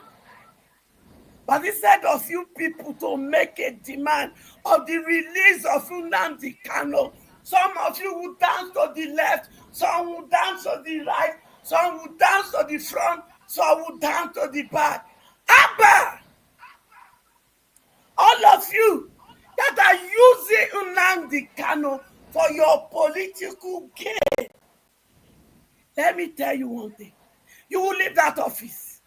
When you leave, you will come and join us on the streets. That time, maybe you can't even stay in your Imo state. You can't stay in Anambra. You can't stay in Enugu. You can't stay in Bayelsa. You will run away. But if you now run, come up with Oyibo, it's not going to be like before again.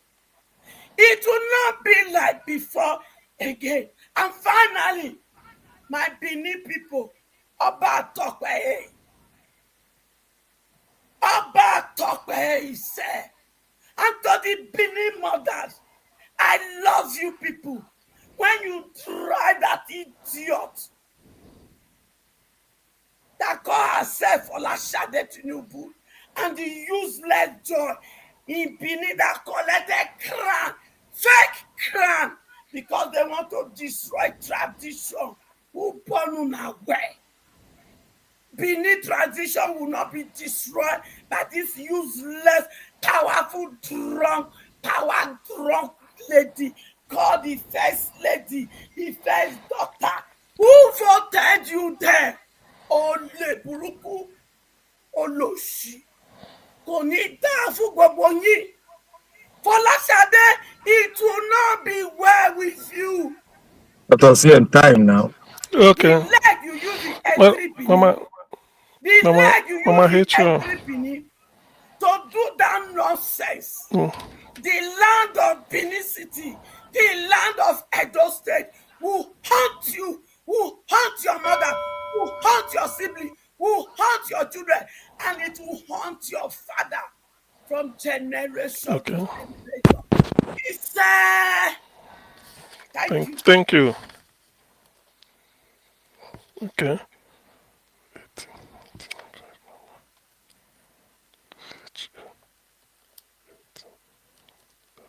Okay, thank you very much, everybody. Actually, on a day like this, I like to listen more than I may even say. But let me give a background. Can I say something? What Can I is say it? something? Okay. Okay. I want to explain something out concerning how the Igbo leaders are contributing to what is happening. There are two parts. There are two parts to this. We have the person that is in charge of making sure that he does not come outside, and we have the aiding and abetting group, which most Nigerian ethnic group fall into, especially the Igbo group, Igbo race. Now, let me explain by this. This one is not say alleged. This is what is happening. Now, you remember, let me explain with the scripture. You know, when Jesus Christ was being prosecuted, they saw the disciples, the Pharisees, now have to call one of the disciples who they can compromise. And they called Judas and gave Judas money so that he can do what they are bidding against Jesus Christ. Then he collected the money. What? Should I stop or No, what? I mean, no, just as fast as possible, so that Okay. we can go Okay. round now. He collected it. I thought it's Okay. Let's go round again, Abi. Should I just start? okay. Please.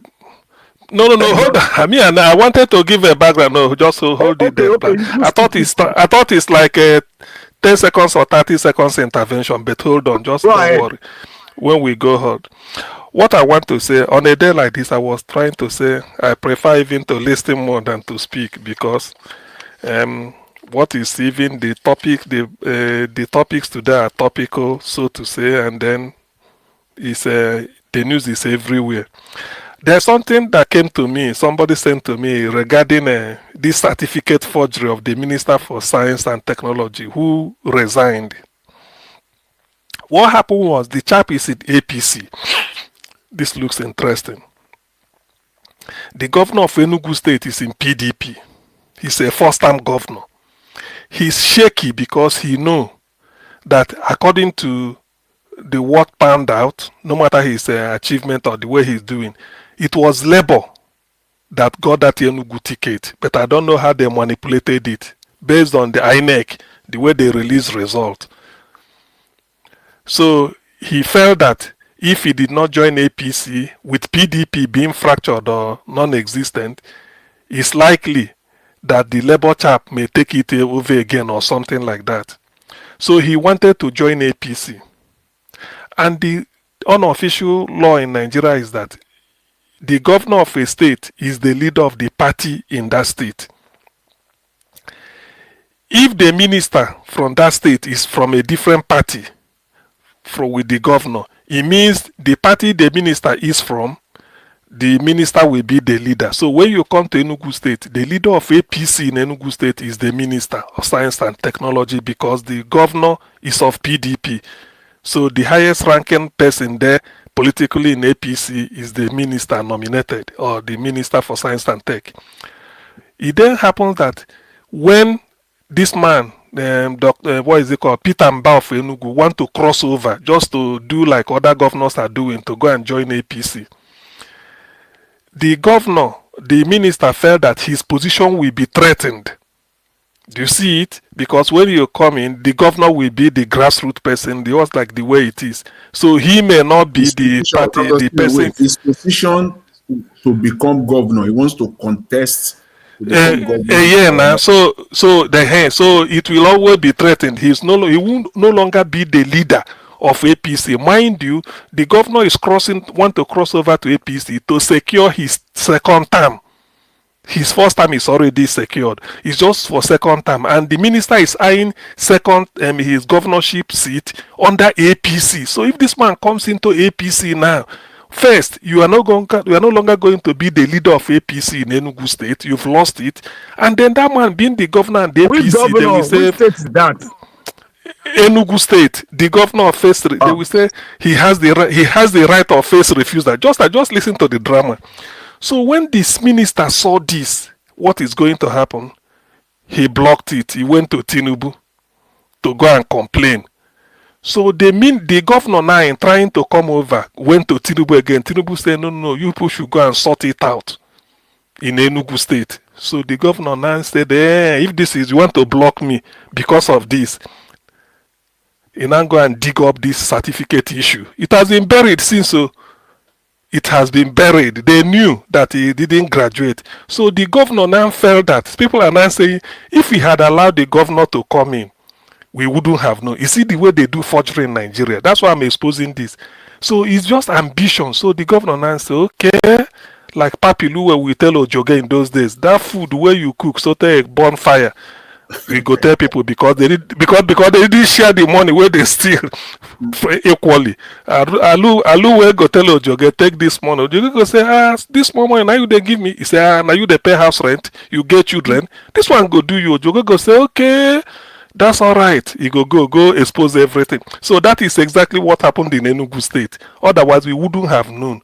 It's because the governor want to cross over. The minister is blocking it, because if the governor comes over to APC, the minister won't be the leader of APC in the state, and it will affect his governorship chances when next they contest. So that is the way it is. Now regarding what is it called? This son Dave Umahi and Yoseni, there's something I want to also point out there. You see, one thing with Dave Umahi is the P2B effect they are fighting, but some people might not know. The fact that because he has been trying, he went to his people to tell them that Ebonyi State is no longer obedient, that the people of Ebonyi State are no longer. You can imagine a man. That is the way he talks at the studio, is the way he speaks anyhow. So, and he likes to talk down on people and shout, and then before you know, he brag and tell you, I'm a civil engineer, I understand this job. So what happened was, in an attempt, what he carried to Rufai, the questions Rufai asked was the proper thing to do. As a minister, you should tell us. How much does it cost? How much? I mean, it's like you're asking you question based on your performance. What have you done? You should be at home. This is not politics. They're asking you engineering question, which you should sit down and say, look, in engineering, when we started, a bag of cement is like this, and then we'll be able to construct it. Cost us this for a kilometer. Maybe because of the variation, it will cost us this now, but it can be more than this. I mean, everything should be based on estimate. We won't expect you to say exactly to the last figure, but you just felt that arrogance. Who is Rufai to ask you such a question, and as a result, Rufai is a novice or maybe ignorant of engineering. He doesn't study engineering. The attempt, you call yourself a professor, they caught you. Which university? You say a professor in practice. Now, to clear the air, whether you are academic, Dr. Sierra, yes. Please, do you have to be an engineer to build a house? No, anyway, now you sabi grammar. So this whether you're a professor by academics, it will be confirmed by a university. You can't just be on your own and become a professor. Whether you're a professor of practice, not in practice, professor of practice of civil engineering, because it will be very, very detailed. It's a university that will confirm it. A university will call you and then seeing your work and then confer it on you. And before they give it on you, you will be given that a part-time lecture based on practice, your experience, like the practical aspect of a course. If there are students that are going for IT or industrial training experience, it's people like you they refer them to because of your what you've been doing. They call you professor of practice. So either way, whether you are professor the way it is, conventional one, or maybe you are professor of practice, it must be affiliated. It's a university that confers the title. So that question is still unanswered because Rufai asked him, he went the other way. So when next Rufai you see him, ask him, since you're a professor of practice, which university conferred to you? Professor is not a title you buy in the market. It must come from an institution. So that is the thing. So that man is very arrogant. That's what I want to add to it. He's very, very arrogant in that. Then I think as any other thing, regarding the flooding in Anambra State, it's a very big shame. What happened was, I don't know whether rain still fall in October. Part of the problem, this is I want to say generally, then I know where to blame there, where I will lay my blame on the governor, where I have to give him the blame. Part of the problem our people have is this, because I keep saying it. The moment you do a road with gutter on both sides, all of a sudden, come back 2 days, 1 day, or maybe 48 hours, or maybe at most 1 week, that gutter becomes a refuse dump. People will now go and be putting, throwing their refuse into the gutter. I don't know why, but before, when there was no gutter on that road or something, you will see the road, everybody just bush by the side. But the moment you do a gutter to enable the drainage so that water can be channeled, that's how it starts. So in this case, there is no where where this flooding took place, there is no river nearby, as to say a river burst its bank because there was rainfall. This is clearly a rain that should have equally, pass through the gutter and then continue flowing to where it's going. It then means that because it has not been desilted due to the refuse they dumped there, so any small quantity of water that gets in, instead of going on the gutter, it comes on the road, and depending on the heavy, then it starts flooding. By flooding, it starts moving around. So that is the thing. So where I blame the governor is, the legislation is not enough. Can I ask you a question? Yes, please. When that village, when has it been existing? Ogidi,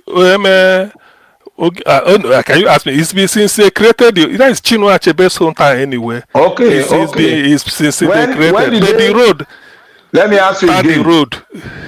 After they grade that road, Yeah. this water, where rain always fall on in that village, has it ever caused flood before? No, it has. I don't think it has cost like this before. Now, what happened? It hasn't. Has the government graded that road before? I think I wouldn't say it was a newly graded road, but what I knew is that either the last government did it, because I don't think Soludo has worked on Ogidi Road. Thank you. Let me tell you now. Okay. The person that causes the problem of that water is the person that graded that road, not the people. Because the people have been disposing their refuse for long. They don't have water there. No blame the people at all. Now government.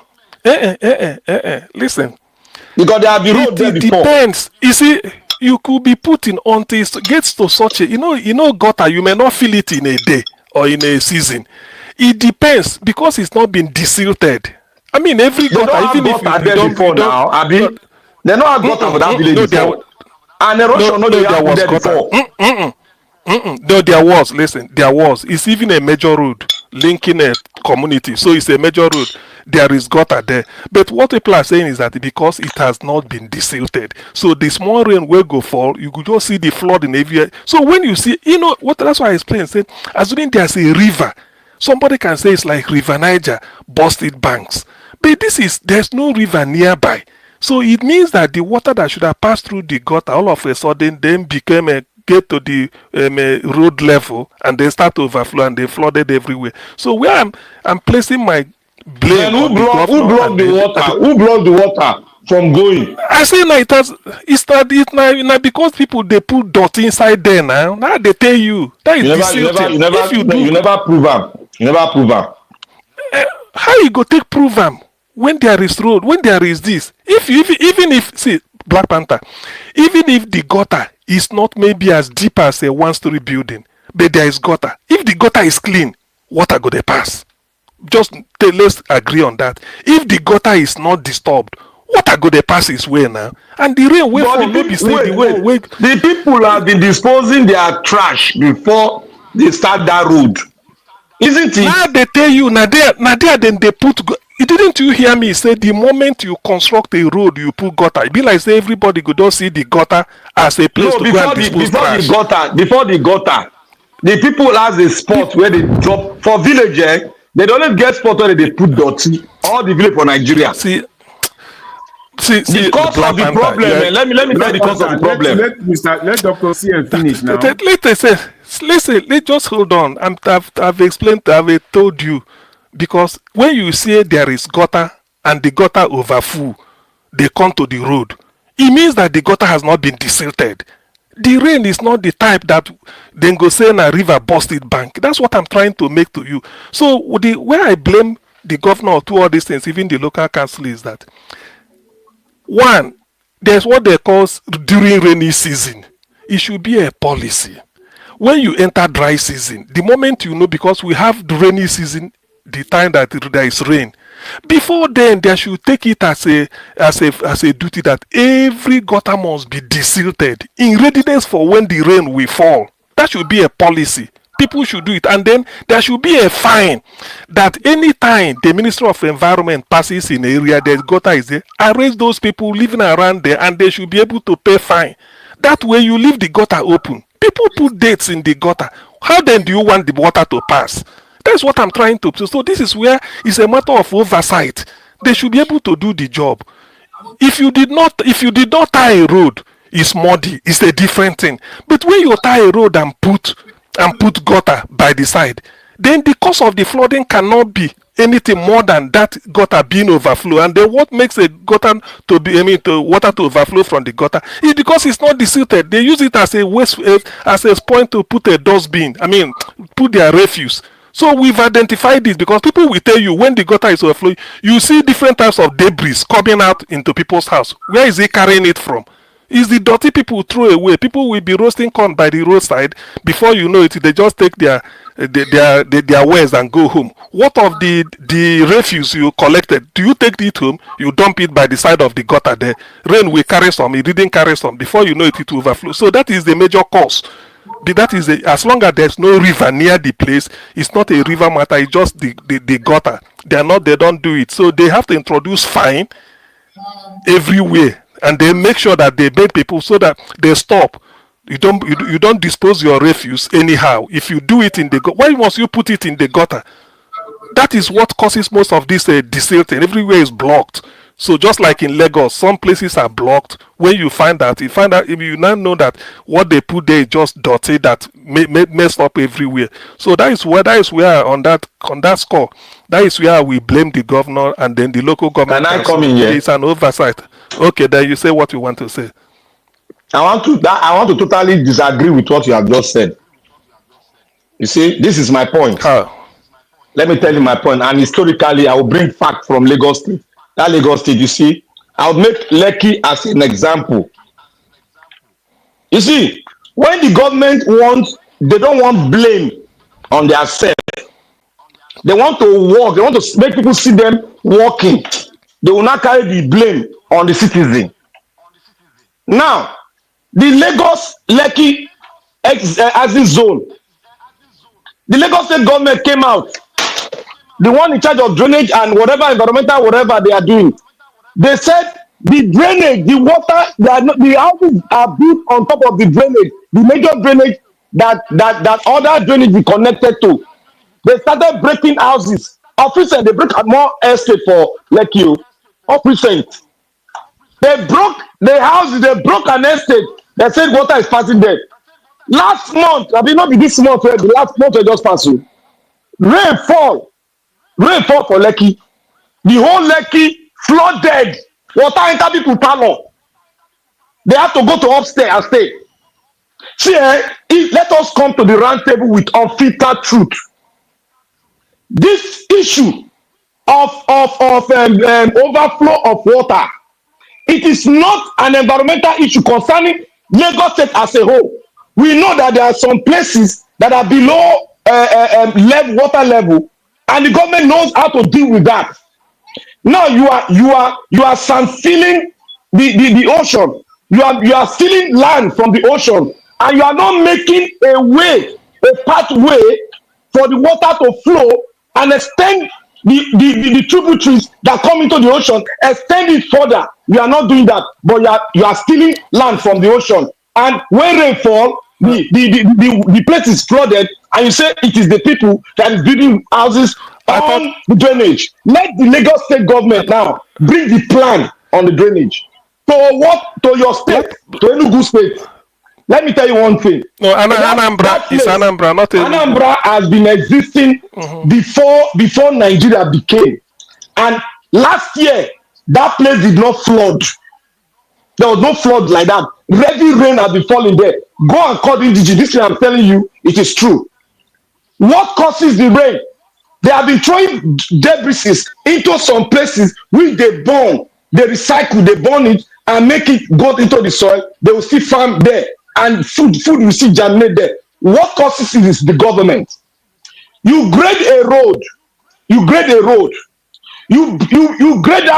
you don't even put any leeway for the water to flow. You use the sand that you bring out from the ground. You block the access road where the water will pass, and you say the people are putting debris on the road. That is Black Panther. Let me stop you there. Listen, Black Panther, you are just arguing for arguing. Do you know? Let me give you another example. Black Panther, hold on. Black Panther, hold on. Just hold on. Let me give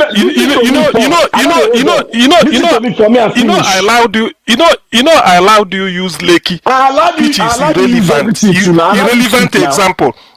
Wait, irrelevant example. You just go cite Lekki. I allowed you to use them. Now I tell you, let me use my own village now, for example. Lekki is different. The road we are talking about has gutter left and right. That's what we are saying. And there's no river near it. How suddenly is it the water that comes from the ground? they tell Who you made people that gutter? Who even made that the gutter? villager, the people that constructed the road, it's been on since. Is it They the people suddenly, that made because that gutter? see, listen, the road was constructed with gutter on both sides, and the road has been existing, but because they've been putting is a cumulative effect of dumping refuse in the gutter. So at a time now, because maybe last year it didn't happen, that doesn't mean that there's no refuse in the gutters. That's what I'm telling you. So now the I don't know. Well, if you can argue for argument's sake, but I've told you. The government are the cause. Let me tell you my own side for my local government, for already local government, extending come down to Upper. You see that there was Upper Junction where you have St. Maria Secondary Church. Mr. Black Panther. Let me explain now. Wait, now people are always cutting me. I don't think there is a nexus between the example you are giving and that of Anambra State. Let me tell you how government are always causing the problem of flood in the country. Let me tell you how government are causing it. See, wait. The governor was there, I believe, today, right? The issue for me is what is the solution? What is the solution so that this kind of a thing will not continue to happen? So I think that should be the focus. The government, look, Ogami, if you don't talk the cause of the problem, you will not get the solution will not come out. Because of see. The solution is that these things are there. We already know the causes, the various causes of this specific problem. We know them. Some are man-made, some are structural, some are directly by government. Now, what is the solution? I think what Dr. CM said earlier is that, we don't have rain 12 months of the year. There are those months of the year where there is no rain. That is the period that government must be proactive, not reactionary. I believe I said something to that effect earlier, where they must make sure that these things are already being cleared up, prevented. But they will not do anything. Everything is politics. Soludo being there today, he was just playing politics. He wasn't there to solve the problem per se. He was just there just to rub them and grease them up there with his entourage, and then he leaves. People who buy don't buy. Come next year, follow them. The problem will still persist. Oga Jonathan, let me give you an example now. You see, Edo State has a plan that was drawn by architects. How to move water when it falls, how to move water around the state, and now make a big drainage, just like a dam, that all the tributaries will come and align. Then that water will be taken down to the river. That river, if you take it down to the river, so that no flood, any rain that falls will just disappear within 5 minutes. Do you know what the government did? They ate the money. Each time water rain fall in Edo State, the only reason since where I became a human being on earth, since I don't enter that Nigeria, the only reason they don't give now, people they throw refuge for gutter. Edo State now, people they throw refuge. Meanwhile, somebody sat down and ate 20 billion of water storm project that would have saved the entire estate that have been lost by water, that they lost to water. They did not do it. Now everybody's quiet. Any rainfall now, it kills somebody. They'll say, hey, yeah. Meanwhile, the cause of the problem is the government. You cannot grade a road and you leave that gutter open. In the 21st century, you leave a gutter open. How can you leave a gutter open? You don't have rules and regulation, a standard of a city. You don't have it. Tell me any city that has a standard in Nigeria of water drainages. Tell me any city in Nigeria. Let us move Abuja. What every city have it? You be blaming the people. You are not making laws. You are blaming people. Are we animals? See, Black Panther. Do you know when you cite the example? Let me just say this: if in your dream, the way they're not in the dream, the way it's built, you still cannot go and put refuse in the gutter, no matter what. It's not supposed to be there. That is the problem. This gutter was not constructed in Anambra today or yesterday. It's been there. But the cumulative effect of a long time, and I've told you there's no river nearby. It's a major road like connects so many communities. No river has to say na river. If they build a gutter, where is the water going to? The continuous going down now, maybe even down to Onisha. But why did he just come and block only? No, listen.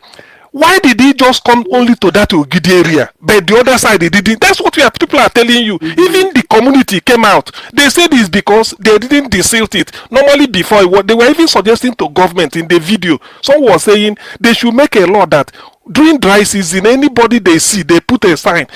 Most people come here because sometimes, and it's nearly like anywhere they have one type of a market, by the roadside, people dump something to the gutter. Don't you know that no matter how the gutter is, as long as there's nothing blocking the gutter, water go they flow. Water must be flowing. As a matter of fact, if you looked at all the structural designs of those gutter that they built in Nigeria, constructed in Nigeria, even up to local government level, all of them have cover. They always have they have cover. They cover them. But they don't do it. They don't do it. They chop the money. Wait, because of corruption, you see that money to cover it, the contractor, the money available cannot cover that part of it. So they will just do the gutter and just leave it. All gutter, because I've seen, even one of the governors in Nigeria, is it this Enugu state governor? Look, when he was unveiling the one project, you look at it, he always like to use this animation to when he's projecting his project. Look at those gutters. You see, they are all covered. When you look at the structural design, they cover them. But go there at the completion of that project, they won't be there. Open. They won't be there. Or should be covered where even the ordinary piece of pure water paper, there is no way you can dump it inside. You can't go inside that. Exactly. See, my brothers. Maybe at every 500 meters, there will be a lead, like an opener, where it is only local government officials that have the key to open it and then do the silting. I asked doctor a question now. I told doctor, say, where that water they go? He say go Enugu State, go one place. You see, listen, this is what I said. No, I'm not saying you are wrong. I'm not saying you are wrong. I'm not saying you are wrong. I'm not saying you are wrong. Quote me correctly. I said it's a major road from Ogidi. It's a major road that links so many communities, even from Ogidi down to Orisha. I say where the water they go. I say you see water they go. You see them now. You see them now. Listen. Let me tell you something. And you are right. Black Panther, wait. Now, which one be CM? Which one be CM? I'm trying to explain to you. If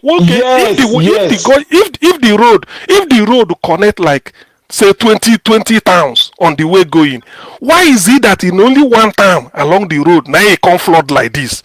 That's why I tell you that they blocked it there. That is under the structural defects. It's not the people. Let me tell you something. If you build road, go and look at the road our Nigerian people are building. Let me see the picture. It's not structural. When they build road, okay, let me give you an example. Government build road for Ipovaoka. They build the gutter foundation was high. The road itself was low. When rain fall, instead of going to pass the gutter, they pass the side of the road to nowhere.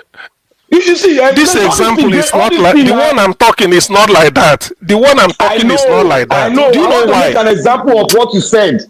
The water is going somewhere. Where is the water going to? For me, I want to dwell on specifics, and I'm focusing on all this project that they are doing. I'm focusing on the money that is being spent.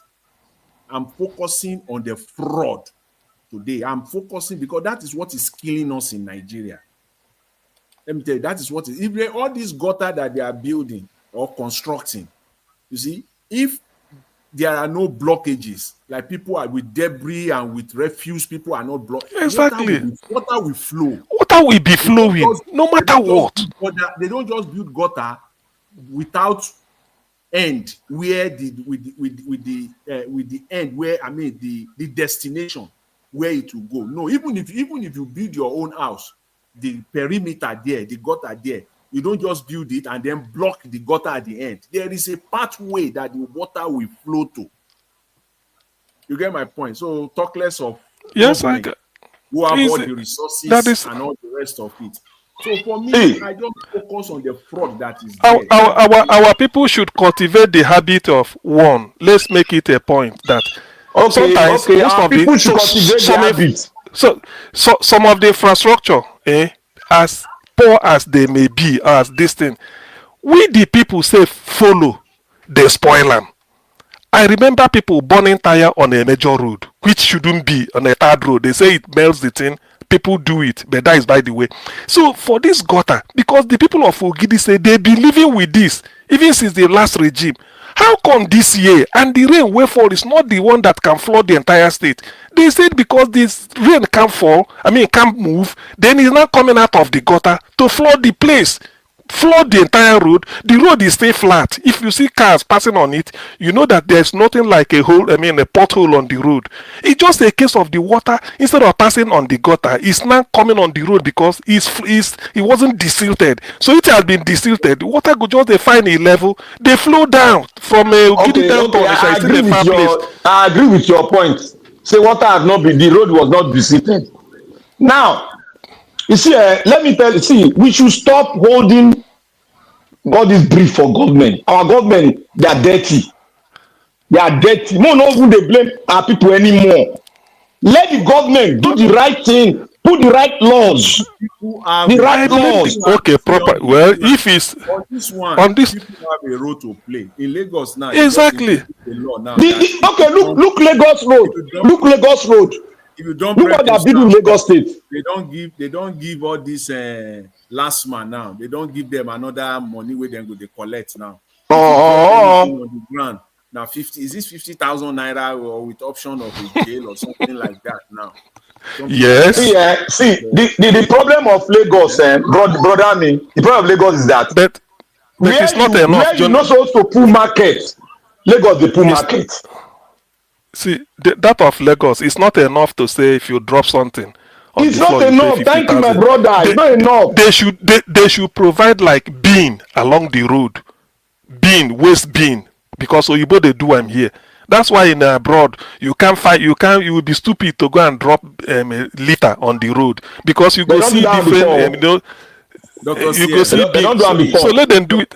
Dr. C. Yes. Yes. The team wey dey for Lagos pass the people wey dey for Lagos. They don't do that before. The bin turn to wahala for road. The bin, they have done that before. You remember a time where they even have bin inside taxi and inside inside bus.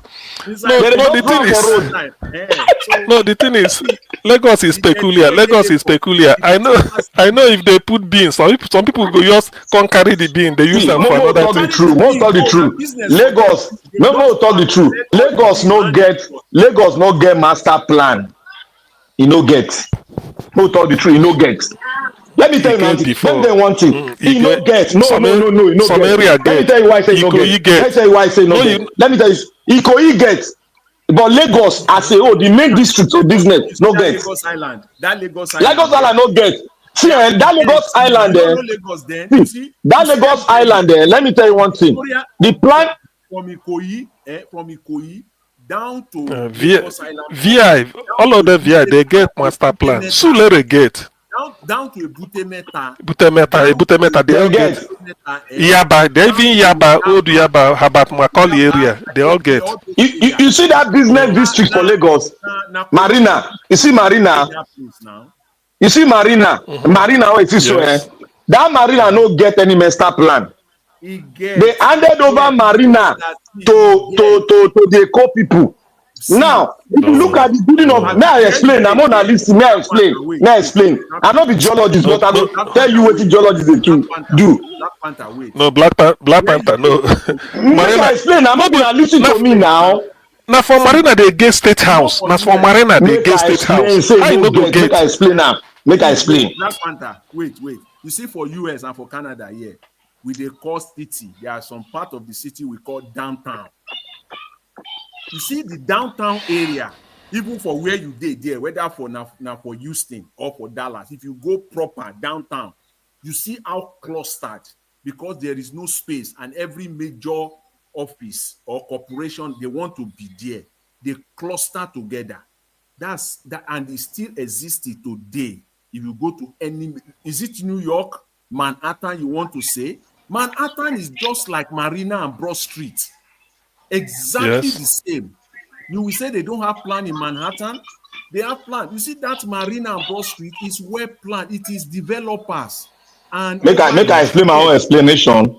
Over the years, you see that Mandelas, that building, if you go to the former Radio Nigeria, where Radio Nigeria did, or those places, Martin Street, all those places, Nnamdi Azikiwe, all those places. Also in North America, Black Panther, in North America, where you did, I also the same thing here in Canada. We they call them block.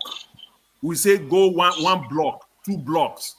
It's the same thing now. Make I explain my own. Now if you talk now, may I explain my own. That place, you can go around the block. That's why if you don't know road make I explain my own. You see, wait. You will waka. You will come back to where you started again if you don't know road. Una they forget our history. I mean, I tell una they forget her. Look, when Lagos became Lagos, the master plan not there for our hand. It there for the colonialist hand. When you see that marina, now make me use that marina as an example. You see that marina was owned by the Ecoists, and all through that place where they build skyscrapers, they were all residential areas. No. You see, Black Panther. You see, you know, let me talk. Maybe they don't buy houses there now. But the thing where you the young man, no. You don't disjointed. Wait. Let me educate you a little bit on this one. See, me, I was born in Lagos proper. I was born in Ebute Metta in the 60s. You see, in the 70s, up to the early 80s, in Ebute Metta area, down to Igbo, the council, to tell you that they have the master plan. The same way here that you will put your garbage out, the company will come and they will pick your garbage. Up to the time I was in primary 6, Form 1, Form 2, they still do it in Ebute Metta down to Yaba. You will just put your garbage. My grandmother will put garbage out. My area is every Thursday. They will come there and they will pick it. You see the gutter, street by street, they have a master plan. They will come and they will clean the streets, and we call them wole in Lagos. When I was growing up to my Form 3, they will come here, they will clean it up. The street will be clear, the gutter will be smelling fine. In Ebute Metta up to Yaba, all those places, they are well planned. It is block by block. It is because of today where there is no plan. All the spaces that they created, people have put shops all over the place. Everything has been scattered. That 70s, when we are growing up, early 80s, colonial people don't go now. Almost 2 decades, they don't go. But the local government, it was in, see, immediately the old devastation, the end of it started. The end of Nigeria, the beginning of the end of Nigeria started in 1982-83. 82-83. Probably. When Babangida came, that was the beginning of the end. See, when Buhari came, make I talk my own. If Lagos, I stand in my ground here. If Lagos State get forehead, may they bring the master plan of Lagos State out to the public. If they get guts, they get the guts. May they bring and make them show all of us. You see, all the time they talk, they arrange out. See, my brother. Areas. My brother, wait. You they talk and they listen. Make I talk my own. See, I know they discredit any Lagos State. Let me say it. Let me say it unadulterated. Let me say it. I don't want you to step out of line too far. I am not stepping out of line. You see the areas. Though, when you say Lagos doesn't have plan, you are generalizing it. If you say the new area, if you say Okota, I say Marina no dey that place dem build where First Bank dey. Marina is no dey. Wait now, let me talk now. No want me I talk. Say Surulere no get plan.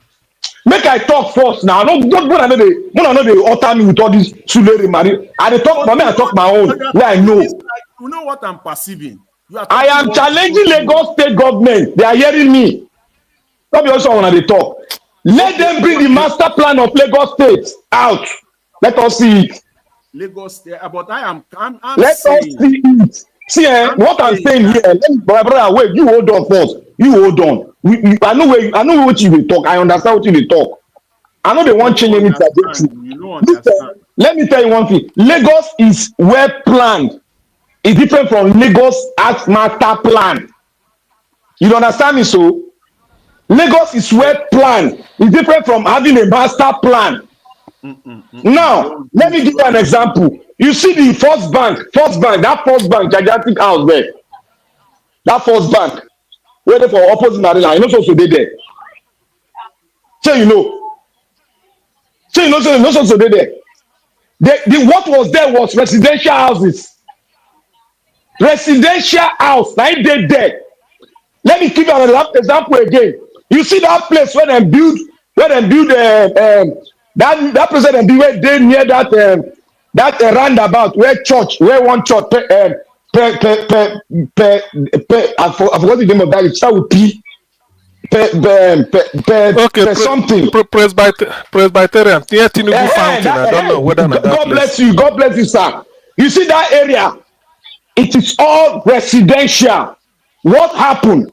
They started developing a shopping plaza. If you see that area now shopping plaza. Go the back of the shopping plaza. Area.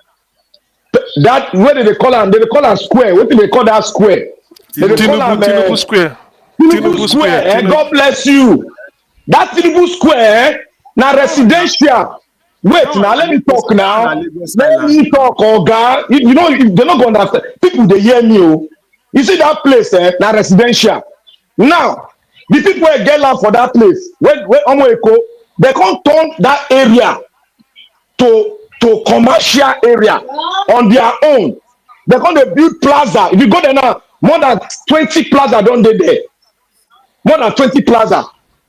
Are you telling me that that's a master plan of Lagos State? Are you not telling me that's a master plan? Lagos State approved that plaza there. And inside the plaza, if you go the back, you go see ghetto. Ghetto there, the back of that plaza. For that Tinubu Square, ghetto see there. If I dey lie, if you come, I'll give you I'll send you $100. Ghetto there. Where Igbo boy they sell shoe, bag.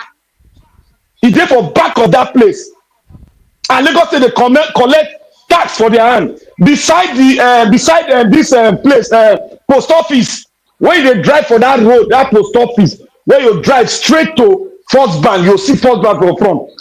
At the right hand side, when you are coming from the Catholic Church, at the right hand side, you go see one area like that there. All na top building. By the side, you go see marketplace. That place was a residential place before. They broke am, they no develop am. Igbo boys turn am to market stores. E dey there. E still dey there as they talk now. As I talk now, e still dey there. Is that a master plan? Is that a master plan? Let me respond to you. Wait. Okay, I wanted to give a background which will help. You see that marina where you have General Post Office, according to Bode George, is the residence of Herbert Macaulay. He said, "I'm Papa get that land." At the approach towards independence, the whole of marina, the whole length from Necom building, that net down to where he ended in town where they built this thing. Opposite the marina is the lagoon or Atlantic Ocean or something. They wanted to use there as a seafront and develop it as a business district of Lagos Island. So that's why if you see First Bank there, Union Bank, General Post Office, from that place, from that from that bus stop there where they normally park taxi, down to where you have a roundabout. Those ones now marina, they leave them for business. Now, if you pass, if you are going up towards net, on your left is where they have State House. Now there Zeke stayed as Governor General of Nigeria and President. So all those areas you see Tinubu Square, they were mainly not residential, but they were mainly for offices, for business. That business not be pure that this kind of market. It can be banks and insurance companies that can use it, or lawyers opening their chambers. But with the advent, people started to sell, street corner selling. And then Lagos state government decided to even any building that get burnt or some bungalows where they there before in the 80s, Jonathan, you go remember, they have to knock them down and start to set up tall buildings. That's how it began. What I consider is still the master plan. Listen, just hold on. Why I still call it the planet is because as long as the street and the gutters there were not disturbed, that you knock down a small building, a bungalow, and put up a skyscraper in this place is still the part of the plan, because you are not blocking the street on the other side. Those streets like Marina, Broad Street, they've been in existence. Any building they knock down there and put up another one, it doesn't just distort the place, because the streets are still open. You are not doing anything. You only that you want to maximize space. Where one-story building is before, why not put three-story building or 10, so that you can have more office space and not waste land? That's what they did there. The area, if somebody is telling me that Lagos is not planned with respect to places like maybe in the mainland, that if you let me say, if you remove Ikoyi, no plan, it's master plan we're talking about. Master plan, okay, not the plan. Master plan. Okay, listen, listen, master plan Ikoyi has, because the missionary, this you say Ikoyi get because it's residential for big men. I'm coming. Yes, Ikoyi get. Then Victoria Island get. Sulere, all those are there. Ogunsanya, Ogunlano Drive, they get. Yaba Habat Macaulay up down to Butemeta, Apapa Road. All those Brickfield Road, Apapa Road, you see them, they get. Is that okay? Master now, I agree with you saying they get plan. I'm giving you. I'm giving you. No, wait. I'm giving you. I'm trying to tell you. Is that a master plan? I'm telling you the area. Listen, the master plan. You see, within the master plan is not to say. See, listen, within the master plan is all inclusive. Listen, all inclusive. Listen now. Let me answer. Master plan is it not a case of say this area? You've gone the street. These are where you put buildings. There you demarcate everything very clean, very neat. Not that you build houses anyhow, or you block one street or all those drains. But if you are telling me in Lagos that like Festac is planned now, everybody knows Festac is planned. Know that now they are going to change everything. People are putting houses anyhow. But Festac has its master plan, which if you want, you can knock down so many buildings like Abuja, Erufai did in Abuja. But if you are telling me places like Amukoko, Ajegule, maybe Jorabade, Barega, these are ghetto right from time. See, let me tell you the truth. Let me tell you the truth. That's what I'm saying. Dr. CM. The only master plan city in Nigeria is Abuja. You hear me so? See, Moku know they use all this favoritism. They talk. If master plan is not all included, because let me tell you why I say Abuja. Let me tell you Abuja is planned. Let me tell you Abuja is planned. Wait, now let me tell you. Abuja, I'm staying on Lagos. I'm not ready to go to Abuja with you for now. You must know what is called a master plan now. It's not all this Morocco plan. They plan Morocco. Excuse me. You are not there for the plan. Wait now. Let me tell you. First of all, when you say master plan, what is master plan?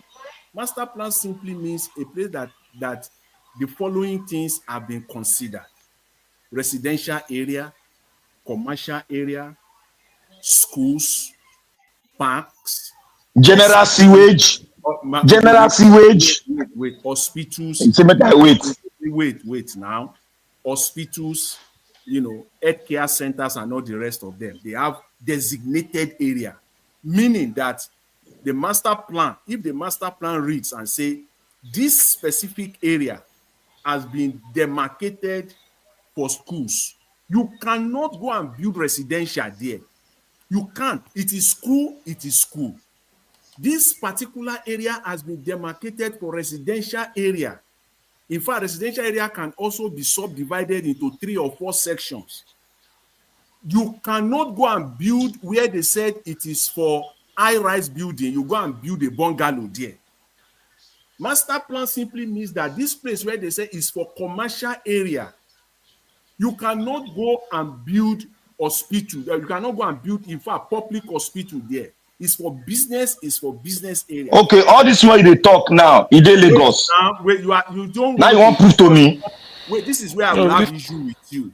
I'm trying to explain, and for people who are listening to understand, that is what is called master plan. Having said that, I said Lagos State have master plan in these areas. Surulere have master plan. I will even leave Ikoyi and Victoria Island. Let me leave that one. Yaba has master plan. Ebute has master plan. Sabo Oyigbo, they have master plan. Broad Street, Ozumba, all those that link Ozumba, Mbadiwe, all those places, Ikeja, Maryland, they have master plan. Yes, plan. But over the areas where there is no master plan in Lagos, we can come to areas like Iyana Okpaja. They have plan, but not master plan. Iyana Ijimu, Ikotun. See, can I come here? Can I come here? Can I come here? Oga Jonathan, wait, may I come in here? I don't, everybody don't understand what you talk. You don't want to. No, you don't need to go too far. No way you talk. You are talking about sectional plans on each city. No, don't bring that. Wait, see. Oga Jonathan, you don't finish. Because you don't let me finish my own. You don't finish. You don't let me finish my own. May I talk? Oga Jonathan, may I tell you one thing? You see, make I tell you first. Let me finish my point. You see all these areas that I said they have master plan, and truly, they do. In Lagos, where my primary school in Lagos there, you still go there. I attended St. Paul Primary School, Ebute Meta in Kosi. Okay, Ebute Meta. St. Paul Primary School, Ebute Meta is still there. I'm not your superintendent of Nigeria that we don't know is primary school. Me, I attended CMS Grammar School in Bariga. That's my secondary school. Bariga. So you can go there and verify. Till tomorrow, I attended St. Paul Primary School, Ebute Meta, right there in Costain. All these places, let me tell you, those places are well planned, well structured areas, and I can tell you till kingdom come. It is because of the greed, political greed, and because of economic hardship. There are places where you will see, in fact, when in Ebute Meta down to Yaba, the poor, we're not rich. I play golf. We have parks. Weekend we go and play golf. We have golf parks in Ebute Meta. Even Yaba, Row Park is a Row Park, Yaba. We play golf. These are areas but go there today. You know what happened? Because of economic hardship, some of those areas, some small lands attached to those areas, because of people started to encroach. They will build shops. Some people will they will build there. Oga Jonathan, let me talk now. You've explained for more than 15 minutes here. All these small rooms where they call boys' quarters so that they can be collecting rent. Okay. Let me explain my own. You see, let me define my own master plan. Master plan of a city is all inclusive. No place is discriminated. It's all inclusive master plan. It cut across every section or district. Every district has its own kind of building, and every district has its own school, has its own commercial zone. Now, you see, when I say Lagos State does not have a master plan, does not mean that some part of the state does not have a plan being done by quantity surveyor, which the government brought. And the government, they stole a lot of land in Ikeja. They stole a lot of land. That's to tell you that most of the master plan There was no master plan. Now, let me give you an example. You see, in a society that was handed over to us, you want to have a master plan. Do you know that Lagos as a whole, Ikeja, the capital city, na truck they take pack sewage. They'll go dump am for Atlantic Ocean. Shey una know? Una no agree? Abeg I bring video. You no agree? They dump sewage in the Atlantic Ocean. That's a master plan. Now, Lake Ikeja as a whole, I stayed in Ikeja, the 3-arm zone. I stayed in GRA. I went to community primary school. They now created another school inside. I was in school 4. I went to Ikeja High School, which has produced a lot of senators and House of Rep members. And a lot of us are in diaspora. It has produced a professor. Now, that area, they put a golf court, which was the plan of that area. There was nothing like commercial. There was nothing like commercial. Even in their own plan, they broke their plan. They started breaking houses and putting every other thing. That was the plan of the GRA. If I'm lying, go to GRA now. You see police force headquarters there, which was not in the plan. But that one, police force. Wait now. Wait. May I finish? You see that place where may I finish now? May I finish?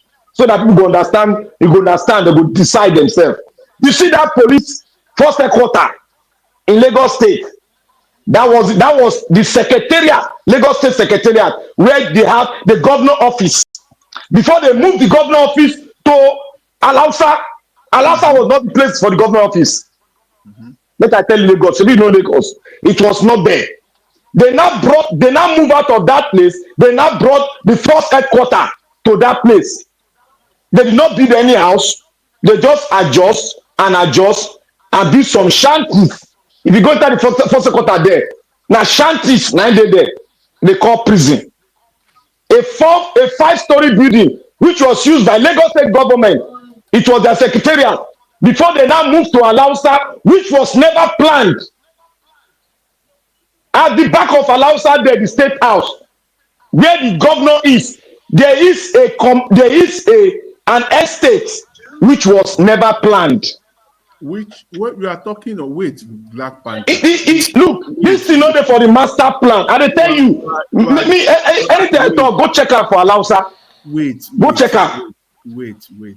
You have moved away now. You see that area you are talking about, that old secretariat. What happened? Wait now, GRA old secretariat. All those places have plan. Those places have master plan. You don't get any master plan. They do. That's where you have the general. Look, Oga, you cannot put a police force headquarters in a GRA. They have that police force headquarters. Wait now, the police force headquarters there, that barrack there, the police college. It's not that. Those are 3-arm zone. It's not meant for police headquarters. It's not directly. Jesus Christ. It's not directly part of GRA. You know that place link Bank Anthony. Portion of it face Bank Anthony. It is the back of it, a little back part portion of it that face the GRA proper. But majority of that land is in the Bank Anthony axis of Ikeja. See, let me tell you, those areas that you are talking about, they have what we call master plan. The issue, I've highlighted it. That is not the issue. They don't have master plan because the government does not change its plan. Wait now, see. Let me give you one example. I will give you a practical example. You see that GRA, that place they call GRA in Ikeja. That place, each property there, each property does not contain less than 5 plots. I mean 5 plots by my conservative estimate. Conservatively. But it will be more than that. You will just see them. They will just build. You see the way they build houses here, like ranches. That's how they allocated lands for themselves in GRA, Ikeja. But again, all those people, all of them, all the politicians in Nigeria, Awolowo, Nnamdi Azikiwe, Tafa, all of them, include all of them, they have property inside that GRA. They distributed GRA Ikeja to themselves. Do you know in GRA you have PDP headquarters, Lagos State? Because all these people, I go tell you plenty. Wait, all these people don't buy. Majority of them, if not all of them, they don't buy. Their children and grandchildren, they are the one now selling it for commercial purposes.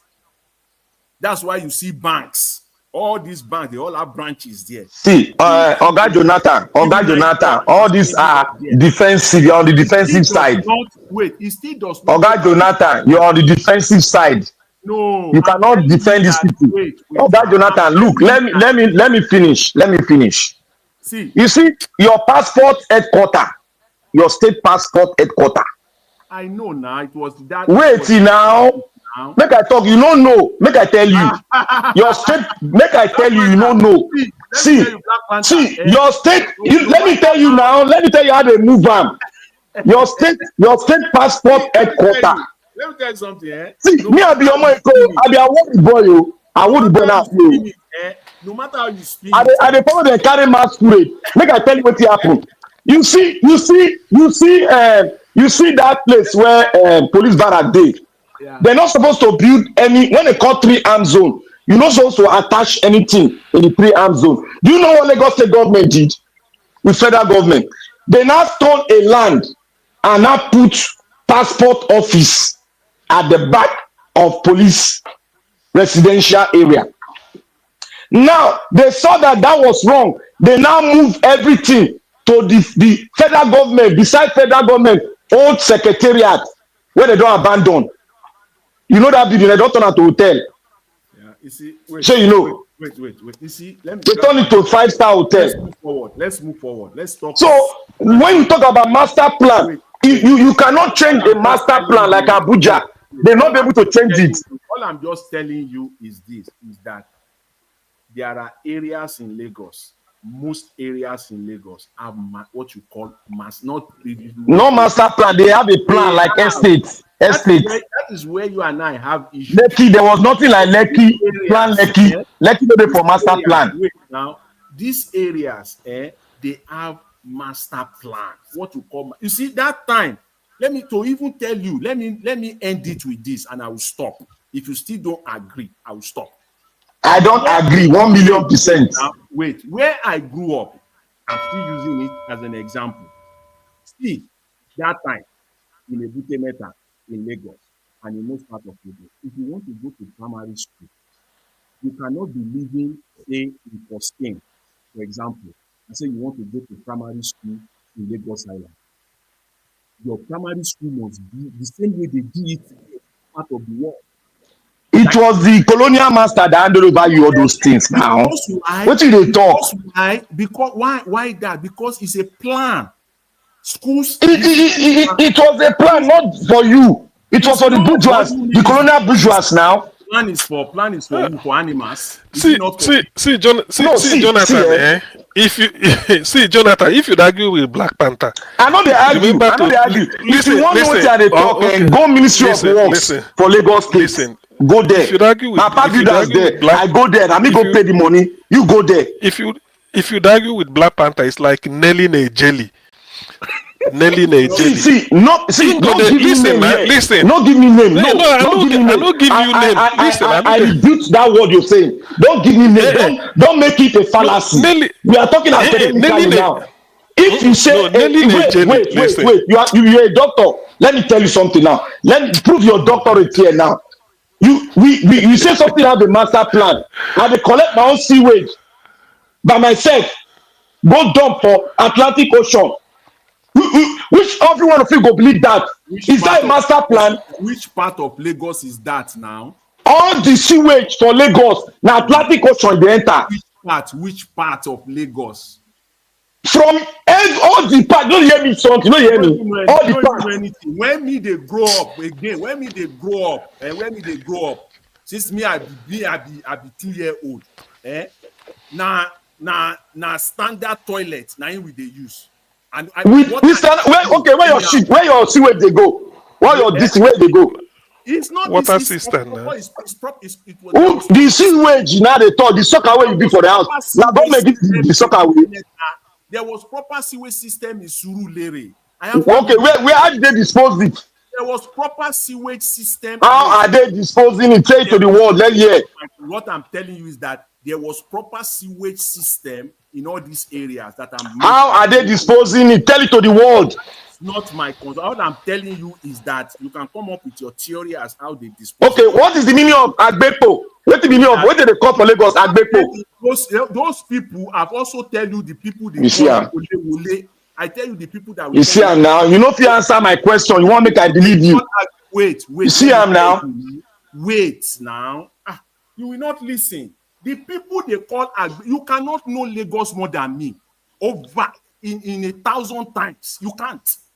But the people they call Agbepo that time are those properties that you remember these Alhajis, all these old people, they built their houses back then, and you will see the house here. Number one.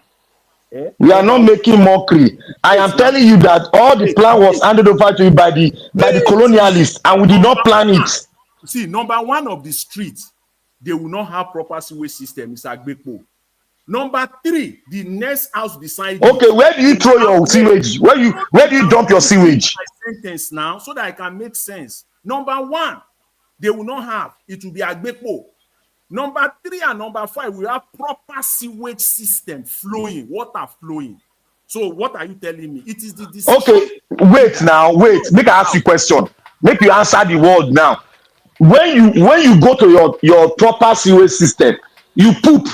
Where the poop they go? As at that time in Lagos, they have a proper sewage system. They explain the proper sewage system. Explain it. I cannot explain it because it's not. See, let me say this. See what I say. That does not put out the fact that Lagos does not have all this area. Are you kidding me? My brother, they have plan, but they don't have master plan because my brother build house now for Lagos. He build his own soccer way. He dey pack him to somewhere. Let us say this. Please, let me say this. Let me say this. A plan. Black Panther. Wait, I will challenge you. Give me time. If you don't have time, I will buy your ticket. You and I will go to Lagos. I will take you to Ebute Metta and I will take you to Surulere. And Tito, you don't need to challenge me now. I know now. I say Lagos don't have a master plan. You say some part of Lagos get plan. Me and you know they talk the same thing now. See, excuse me. What I understand by master plan is this, because this word master is like one. Maybe you get to a virgin area now, you want to start. You first demarcate, say the street go pass like this street go like this area na for school, this area na for church, this area supermarket, this area maybe residential, this area. These are so far right from the word go. This is what they are designated. That makes it master. And as you are building the house, maybe street light, a gutter and everything, just like a Butemeta Jonathan was citing and Sulere that I know very well, or Ikui. That is master plan, because the street existed right from the time they started the place. Now, because of the distortion in Nigeria, anybody can now say, maybe in the master plan, you gave a special space the way it should be, like here for park, here for this playground. People now come and say, when they start to convert that playground into something else, maybe for school or for this thing, it's not in the master plan, because it's not, that place is meant for maybe green area or for something like that. So there are areas in Lagos that originally they weren't started. They started like maybe something like a shanty town, a Jegule like that, Badia, Ijora, maybe Barega, all those kind places. But there are areas that were carefully planned and then developed with buildings. There were areas what's your statement to? Your statement now will use you. There were areas that were carefully planned. Thank you. Yes, now. Ikoyi is one of them. Victoria Island is There were another. some area that was not planned. I can also say there were area that was not planned. I've given you example like Ajebule. So I'm saying you have defined what I've been saying since now. There is no master plan. You see, Black Panther. You see, in English, not the Black Panther, in English. What you use? Wait. just bear with me. Just bear. At the Lagosian, I don't stay there for 30 years. When they talk, say this, listen, Black Panther. They say this, that. A place, listen. Because the word of master, it gets to the public lexicon. When El-Rufai started destroying some buildings in Abuja, in other words, El-Rufai was saying, when they conceived Abuja, maybe 1976, by Akinola Agoda and the team, they said this area is for this is for this. And they started until Babangida. He didn't say this area, I said the master plan, they deviated from the master plan. That is the meaning of master plan. Huh? That's what it means. See, listen, master plan means that an area, there are some part of the area you want to plan. What makes it master is the fact that this street may contain primary school, this area go be church, this area go be, it's still the same thing you are talking about. That makes it master. So if you now live where they say this area is only for primary school, so maybe it's primary school go there this area, they put swimming pool. You don't deviate from the master plan. That's what El-Rufai went to Abuja to start knocking some buildings and say, these ones no supposed to be here. Like this junction supposed to be very open so that people go to see where they pass. I think I had him say. Okay, let me tell you the worst thing. Let me convince you now. Let me convince you. Wait, before you convince me. Let me convince you now. So anything called master plan means the original intent, the way it was set out. This is what should be there. So anything that you add that is not meant to be there before, it has sort of invalidated the essence of the master plan. Because you are confused now, you are not the go straight. Let me convince you now. You see, you said Lagos State has a master plan. Let me tell you now. In a master plan, you have to look at the city as a whole. How you want to do the city. In a master plan, you don't put weight now. You're going to cut me short. Talk. I thought you cut me short now. You are not even quoting me right. Since I listen to you. That's so you didn't quote me right. I not quote you. When a city start to expand, as at 1960 there was no first act. It was bush. As at 1970 there was no first act. It was bush. It's only 1977. Listen, man. What is the definition of the master plan? Master, I think I've said it here. A plan becomes a master. See, listen, every plan can be planned, but when you call it a master plan, does not become a master. That statement wrong. See, listen now, Black Panther, don't put word into my mouth. Just listen to me. People are listening. Any plan, listen to me. Any plan is a plan. A plan becomes a master. Listen, if this thing, when you call this pen a plan, it becomes a plan. When you call it a master plan, you put the word master into it. It means that there are specific details you've given that should be in that place by law. Anything you put that is not supposed to be there, it invalidates it. So what makes it master is because right from the word go, it has been designated that this and this and this and this should be in a particular spot. That's what makes it master. I think you have defined master plan, and I have in my own. How did you define master plan? That's a wrong definition. Master plan. I think I did to a little extent too. Black Panther, please give us your definition of master plan. Practical. Yes. A master plan. I've defined it. You people are not listening because you have alternative things to say. A master plan is an all-inclusive plan of a city. Okay. All inclusive.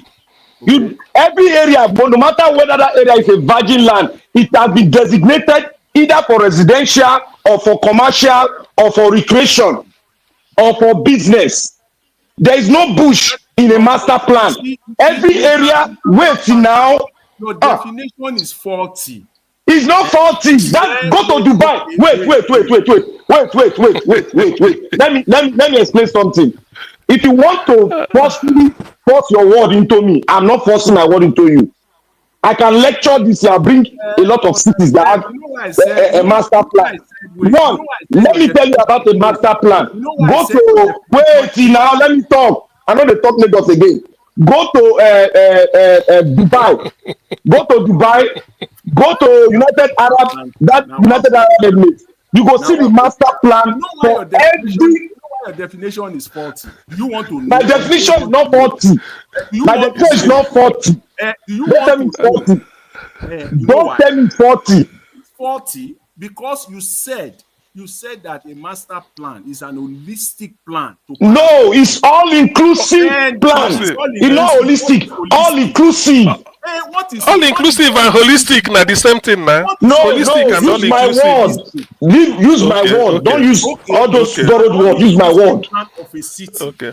So it simply means that the entire city has been planned. That is your definition of they have a yes. There's no virgin area in master plan. That is why I said that's the reason why I said it is faulty. So wait. How is it faulty? Thank you. Where you live there in United States, where I live here in Canada, in British Columbia alone, this province is bigger than the whole of Nigeria. Just this province alone, just to start with, is bigger than the entire country called Nigeria today by square kilometers. That being said, there are a portion of this city, of this province of British Columbia today, that they have not yet been planned out. That is why people will now go to we call it what? New development. New development. So in United States, they call it subdivision. When people here now, we now go to new development, they start developing it. The city, you would have to go to the city. Why do I know this? Because I've been involved in one way or the other. And I will give you a practical example, and I will appreciate it if you can also give me a practical example. I'll give you a practical example. You are not listening. You are not listening. Wait. My church, where I used to go to, when we started the project of building the church, I'm talking of British Columbia, the city of Sowore. Check it out. It's one of the top 5 largest cities in Canada today. When we wanted to build a church in the city of Sowore in British Columbia, the position of that place was not meant for a church. So which means that it was not holistically planned, in all-inclusive plan. You have to approach the city. That means your city is not planned now. What do you mean? I will give you the example. It's not planned. That is not planned. You can't do that to the US. See, you cannot say that is what I'm telling you is what I'm telling you. If you give me, I give you a practical example. I will give you two. I've been giving you since. Section of cities. See, there are sections of cities that are currently they are virgin, they are empty. Nothing is there. Either they are just land or they are just bush. Somebody can acquire it. 20 acres, 30 acres, 50 acres. You will go to the city. That means, Mr. Jonathan, you are running out of the plan we are saying. We are talking about a city. You will give them the plan. You are the one deviating now. Let me tell you. And now you are deviating. People are listening now. You are deviating now. That is the reason why. Here, see, if you want to build a school on a particular location, the people of that community must agree to it. There's nothing like all-inclusive master plan, anything as you call it. Okay, Jonathan, you don't talk. Let me talk. Not lecture us. Let me talk too. Not on lecture us in British Columbia. Let me tell you one thing. There's what we call suburb. You are talking about suburb. We are talking about suburb. And attachment. Wait now. Wait. When you now talk suburb. Okay, Jonathan, I'm talking about a city. A master plan for a city. I'm not talking about a suburb. I'm not talking about a suburb.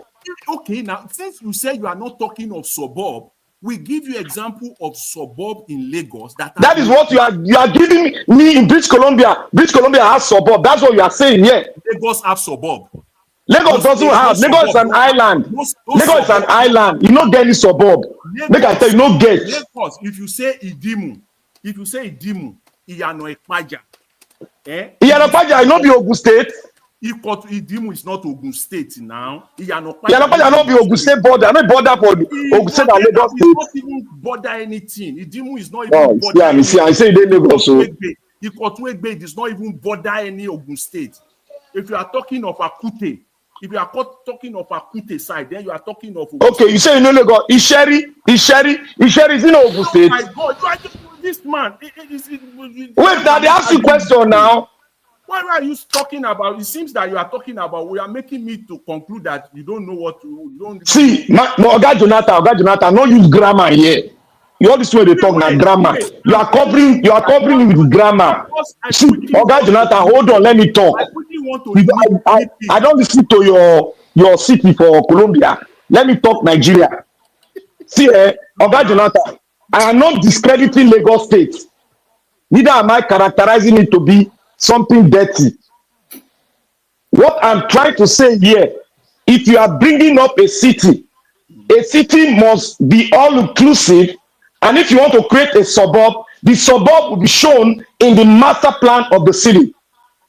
And in the city, you plan it in such a way that where there is road, you don't put house there.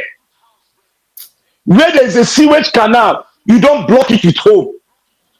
And you people my brother Dr. CM made mention that where those from the cathedral in Lagos Marina, where the post office was built, he made mention of things that they have to do a consensus to give that land out to the government.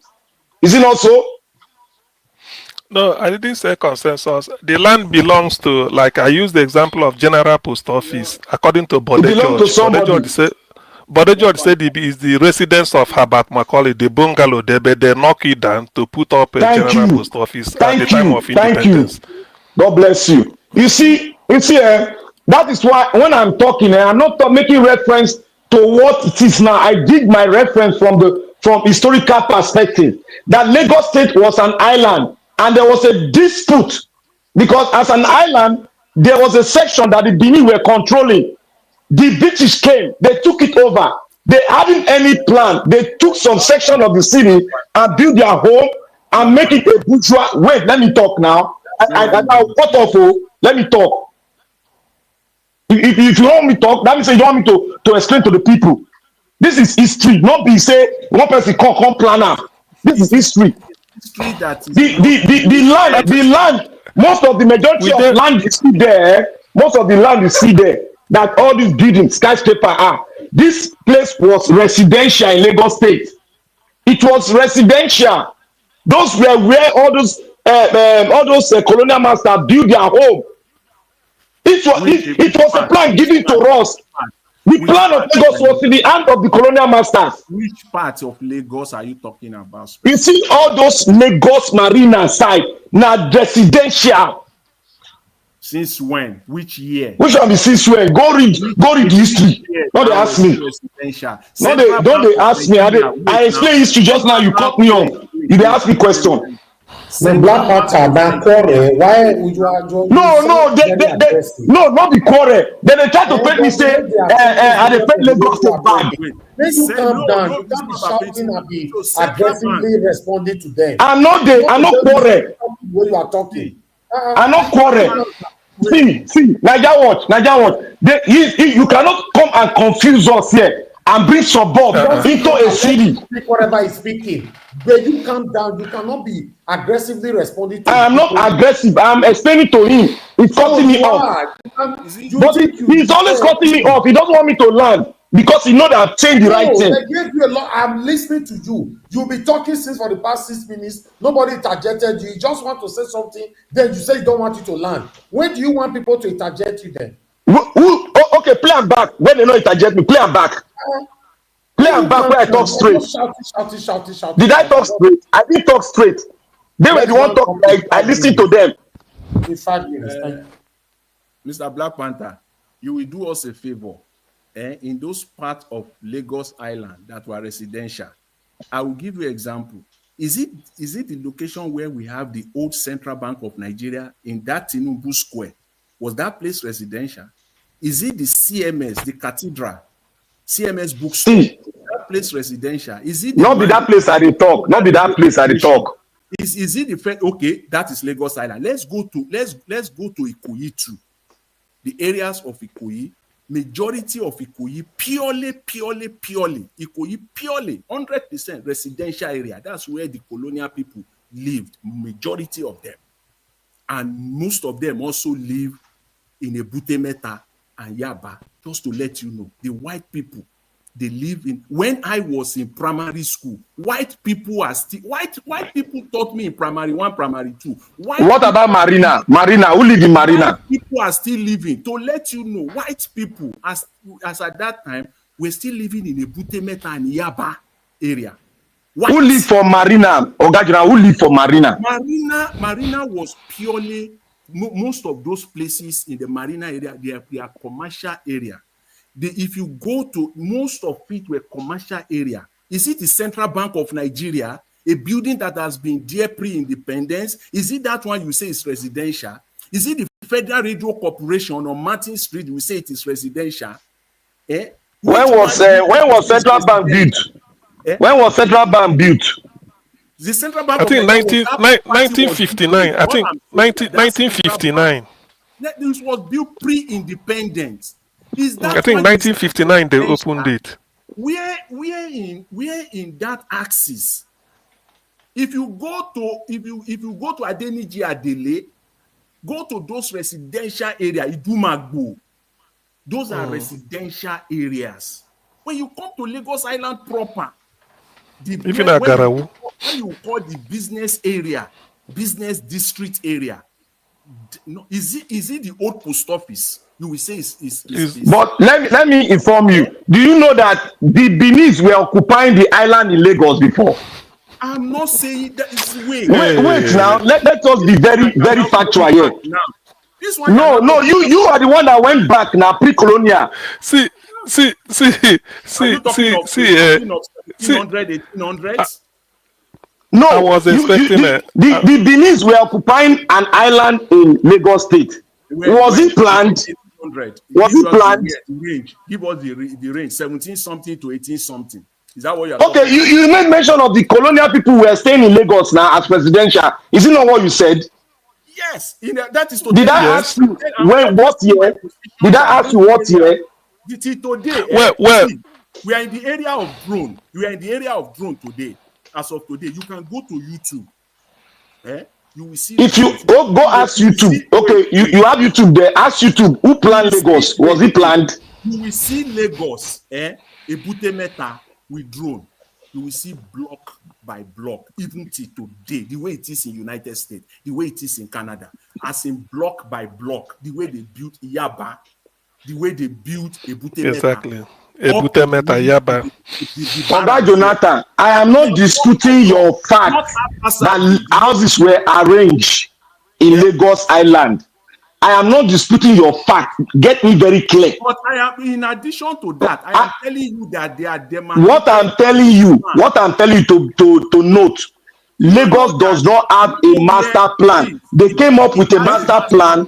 That is why they are destroying houses. No, it has a master plan. Do you know the general city in Lagos? The general Umbro Street. No, the one in Ebute Metta. The one in Ebute Metta. To tell you, that's where I was born there.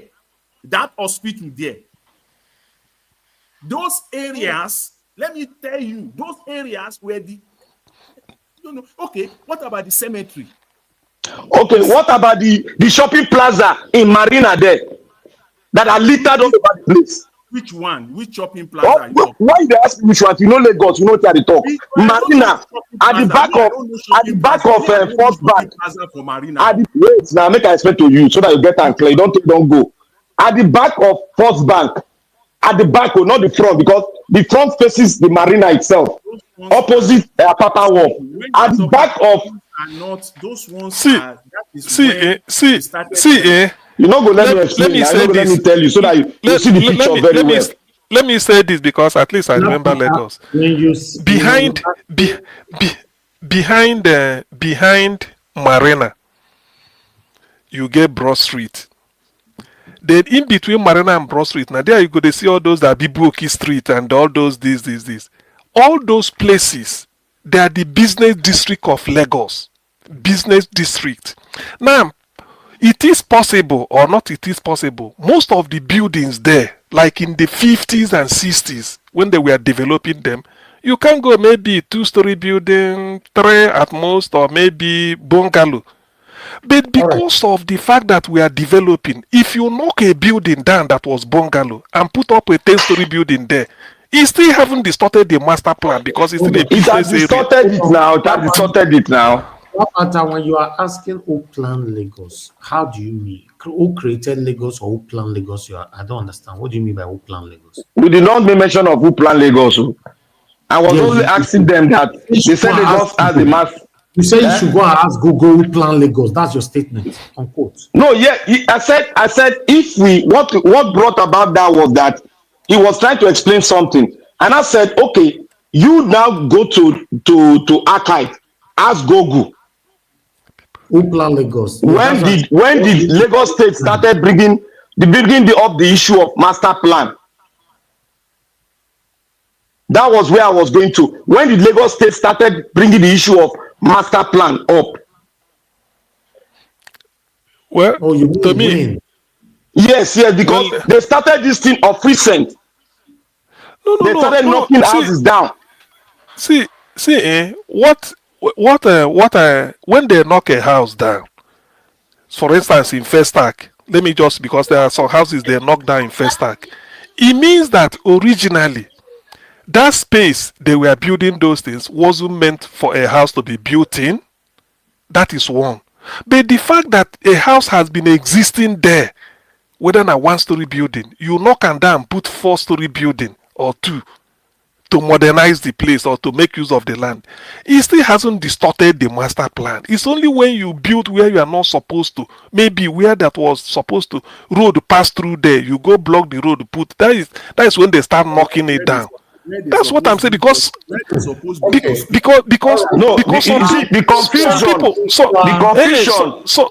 some people, there are houses in Lagos, people will build bungalow. I mean, Jonathan, you know this, like in a Butemeta, all those Kadara Street. Some people can build bungalow in the 1976 or maybe 1956. Let Naija want to talk something. Okay. Black Panther. If we have to go a bit history of Lagos and when it was created and the master plan, to the best of my knowledge with the research I just did right now, Lagos was actually created May 27th, 1967. Then let's go to the master plan that you are talking about. If we have to talk about the master plan, the master plan have different variations. I wish you and I know. The first master plan, in Lagos was 1980 to 2000. Why they did amendment, we started from 2005 to 2025. You understand? The Lagos State Regional Master Plan started from 2005.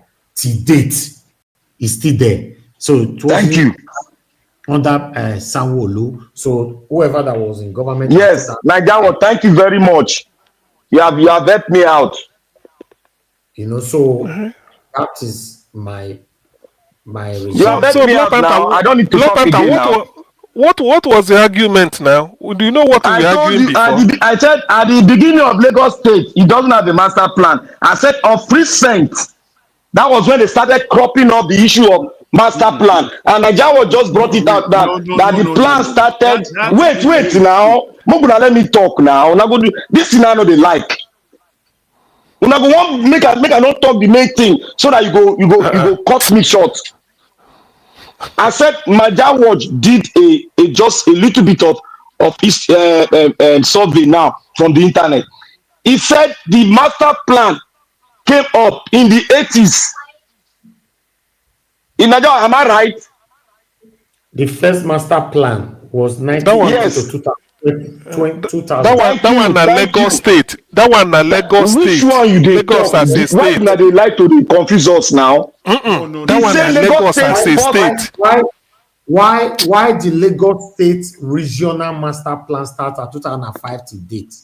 Thank you. That is it. I've defended myself well. Mr. Black Panther, before you jump, what Mr. Evis just read out now does not preclude the fact that Lagos has no master plan pre that time. Before during the You are carrying us back now. You are carrying us back again. That was it. You see, the areas that I've highlighted over and over again, specific area, right? They have master plan. But the plan that he is referring to now, that is just read out now, is the one that include areas that I've said they don't have plan before. You are not talking of No. Apart from that, Mr. Jonathan, the modern city plans started 2008 onward. After 2008, Lagos began development specific master plan for each district to implement. For each district. Hold on now. Let me finish. After 2008, Lagos began development specific master plan for each district to implement the regional framework since 2008 till now. Thank you, sir. I'm not talking again. That's all. No, there was no argument now. I was trying to tell them that the plan, there was no plan in Lagos State. Mr. Evis. That is sufficient that we have plan in Lagos State. They don't believe me. They say I not lie. They talk lie. You were talking about Badagry, right? Wait. Yeah, no. I was saying, look at where my defense. Look at where my defense comes. Make I explain to you where my defense comes. Mr. Evis, wait. Okay, hold on. Hold on, Mr. Jonathan, please. People are listening. We'll be arguing since, but we need to put the fact right. Ikeja Model City Plan was 2008. Lekki Comprehensive Master Plan was 2013. Badagry Master Plan was 2016. Ikorodu Master Plan was 2016. I can make sure they mentioned that name since. Apapa Model City Plan was 2012. Alemosho Model City Plan was 2010. So each master plan, master plans has 20 years lifespan and guides and zoning. Road expansion, housing, and infrastructure development, and it continues like that. First Lagos State Master Plan still remain 1980. Lagos State Master Plan 2005. Model City plans 2008 onward. 20 years, ish. So I don't know if this will help the argument. Okay, let me come in now. Let me come in first. I'll be number one. You be number two. Then Jonathan be number three. No. I want to give you a praiser.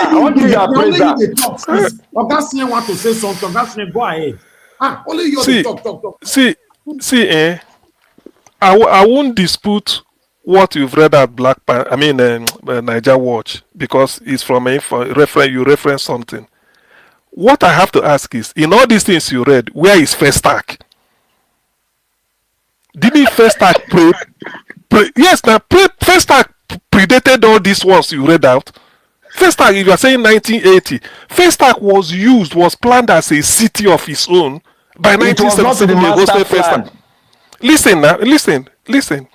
It cannot be in the master plan because it's already planned. This thing, where they talk, did you hear Ikoyi? Or is Ikoyi no longer in Lagos? Did you hear Victoria Island there? Because that's why I set out early to say there are areas. Yes, please. Yes. The question you asked about Festac, I also have it right here with you. Planning period for Festac was since 1973 to 1977. Okay, thank you. So which means he started. He predated before 1980 that you started with. That's what I'm saying. Yes. So why I'm saying this is that in the what I set out earlier in my viewpoint was, and Jonathan agreed, we think we have the same plan. There are areas in Lagos that has already been planned according to the way the colonial people lived there. We gave Ikoyi, Ikoyi, Victoria Island, Yaba, where Ebutemeta, where Jonathan lived and was born. Then Yaba, Sulere, we are mentioning all this. I mentioned Festac. On my own, I said places like Ajegule are not planned. Barega are not planned. You can't use those ones too because they're just like ghetto. People were building houses anyhow. That's what I'm saying. So what you read out now, maybe Lagos State government now realized that yes, they are setting a master plan in session that will start. But that does not negate the fact that when you say there was no master plan before 1980, you remove Ikoyi, you remove VI. Permit me, Mr. Elvis, if you permit me, let me take it a little bit further from where Dr. CM stopped.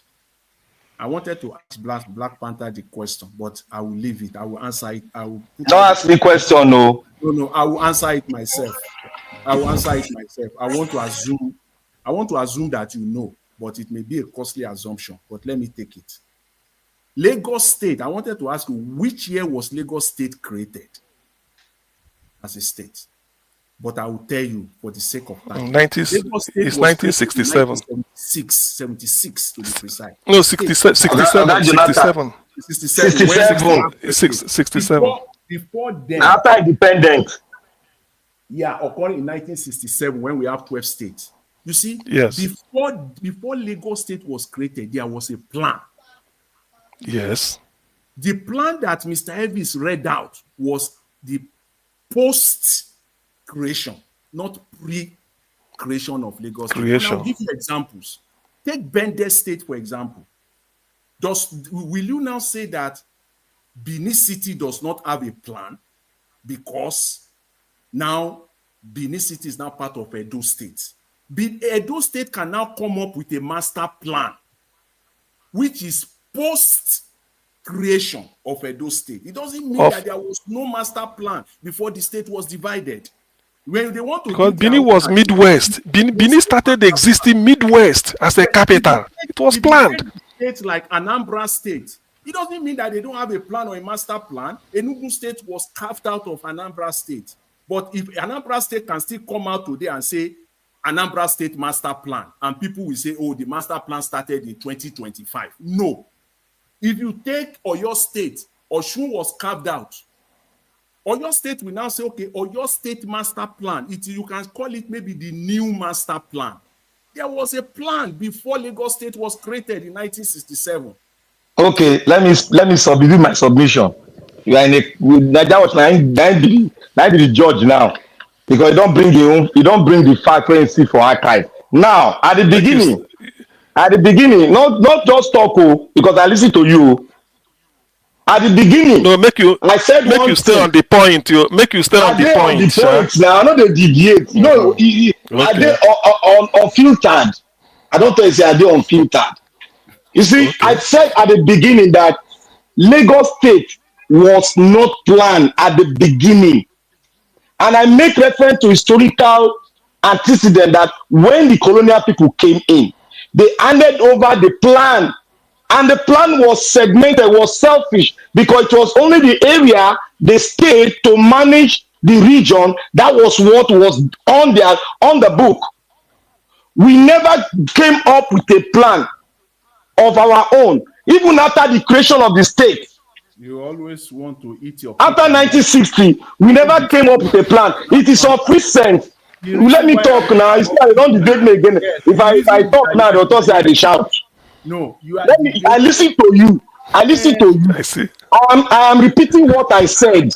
I might not get the actual word, but I'm saying that Lagos State was not planned. The plan was handed over to us by the Eco. It was handed over to us from the colonial master. When our brother Nigerian was now brought out in the test, it said 1980. Because there was no master plan, they now did what? Segmentation. They segmented the plan because they cannot take it holistically because it was a city.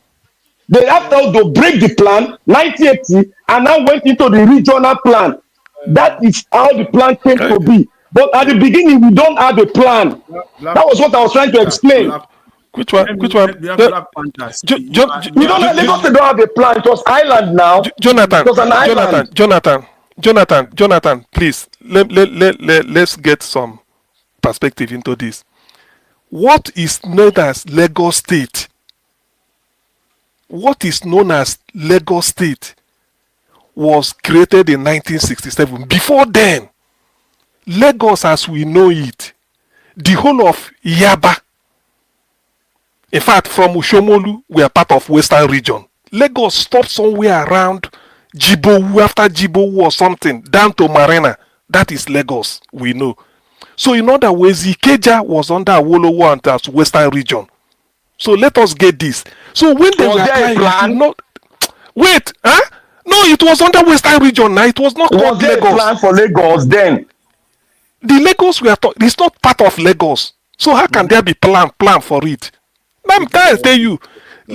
Ikeja, all those ones where when they talk of Lagos of colonial, when they are applying the Ikoyi VI, it was Ikoyi VI and some part of Yaba. The rest are from all those Jibo, Pangrove down, or maybe Maryland. These are Western region. They are not. They don't regard them as part of Lagos capital city. So they were not in it. Even at Jegule, all of them were Western region. Barega, they are Western region. Lagos, the way they know it during the time of Zik and Tafawa Balewa, was only Ikoyi.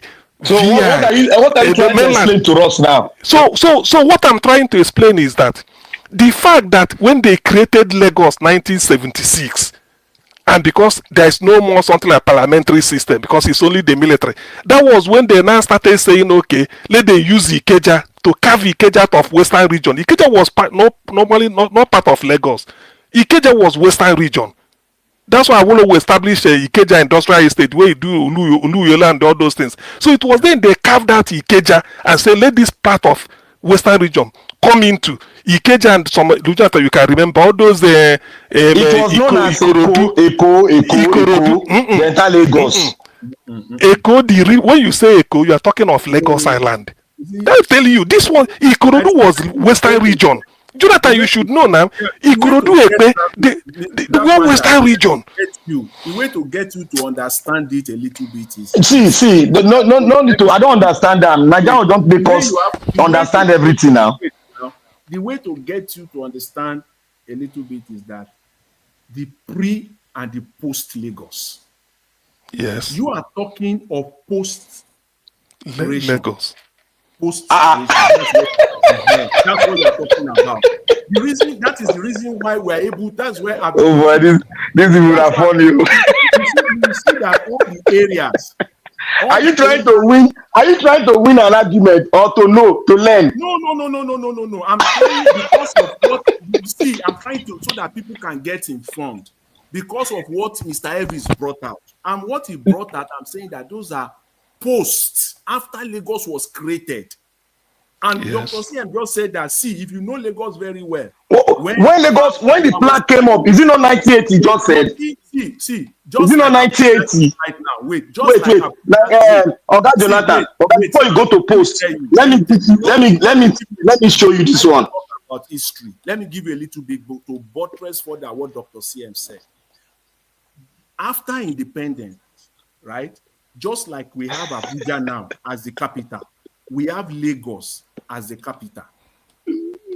The southwestern region, with its headquarters, its capital city in Ibadan, they have representative from Ikeja.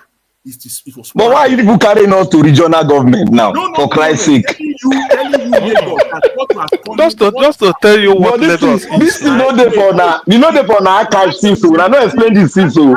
The representative was not in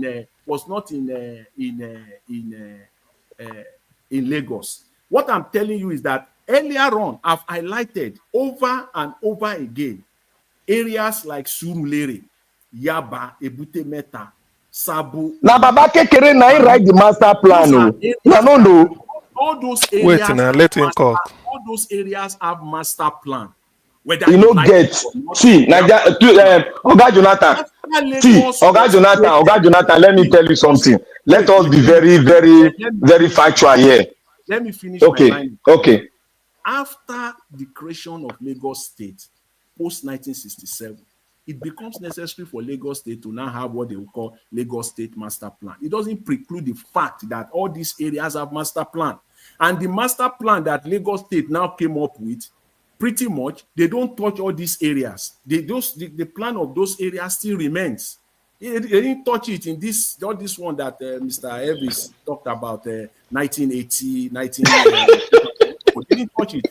The areas that they touch are those areas that I've also highlighted earlier. Those areas we call suburb. Oga Jonathan, let us be very straight. Look, no does the define. No, wait, Naija, you don't talk. Let me talk something here so that we don't confuse people. You see, we have come from a long road.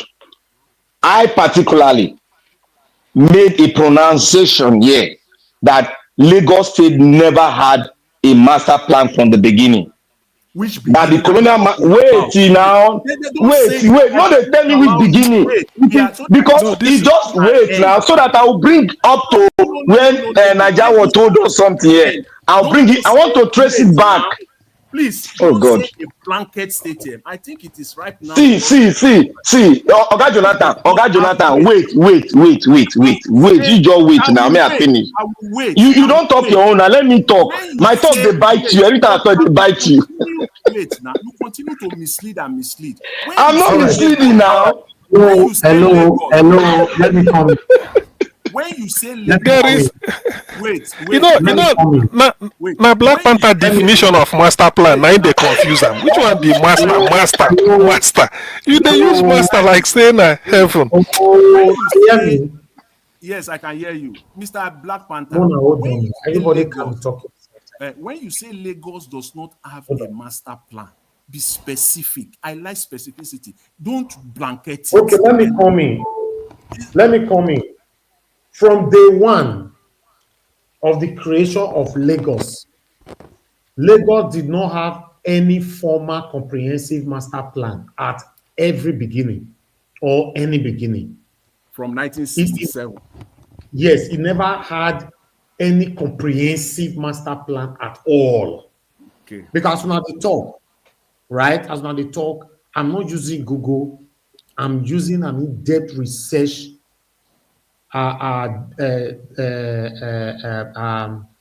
information to get all this information right now. I wish I can put them on the screen. Do you guys want me to put it on the screen?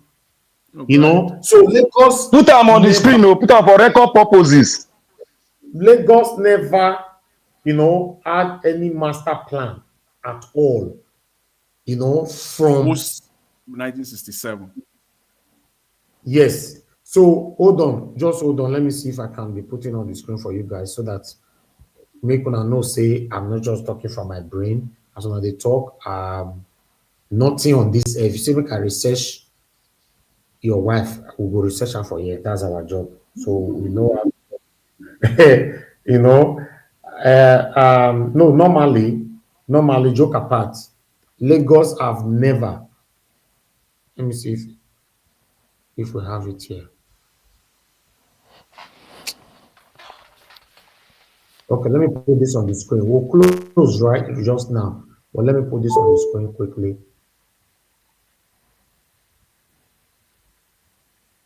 Okay, what I have here is, okay. One moment, guys. This thing needs to be on the screen so that you can see what I'm talking about. I tried to put it in a different way, but it's not working. Let me just screenshot it and put it on the screen this way so that you guys can see. Because sometimes a lot of people that are still listening to us this time, they want to learn. If not, they don't go there again. That's the truth.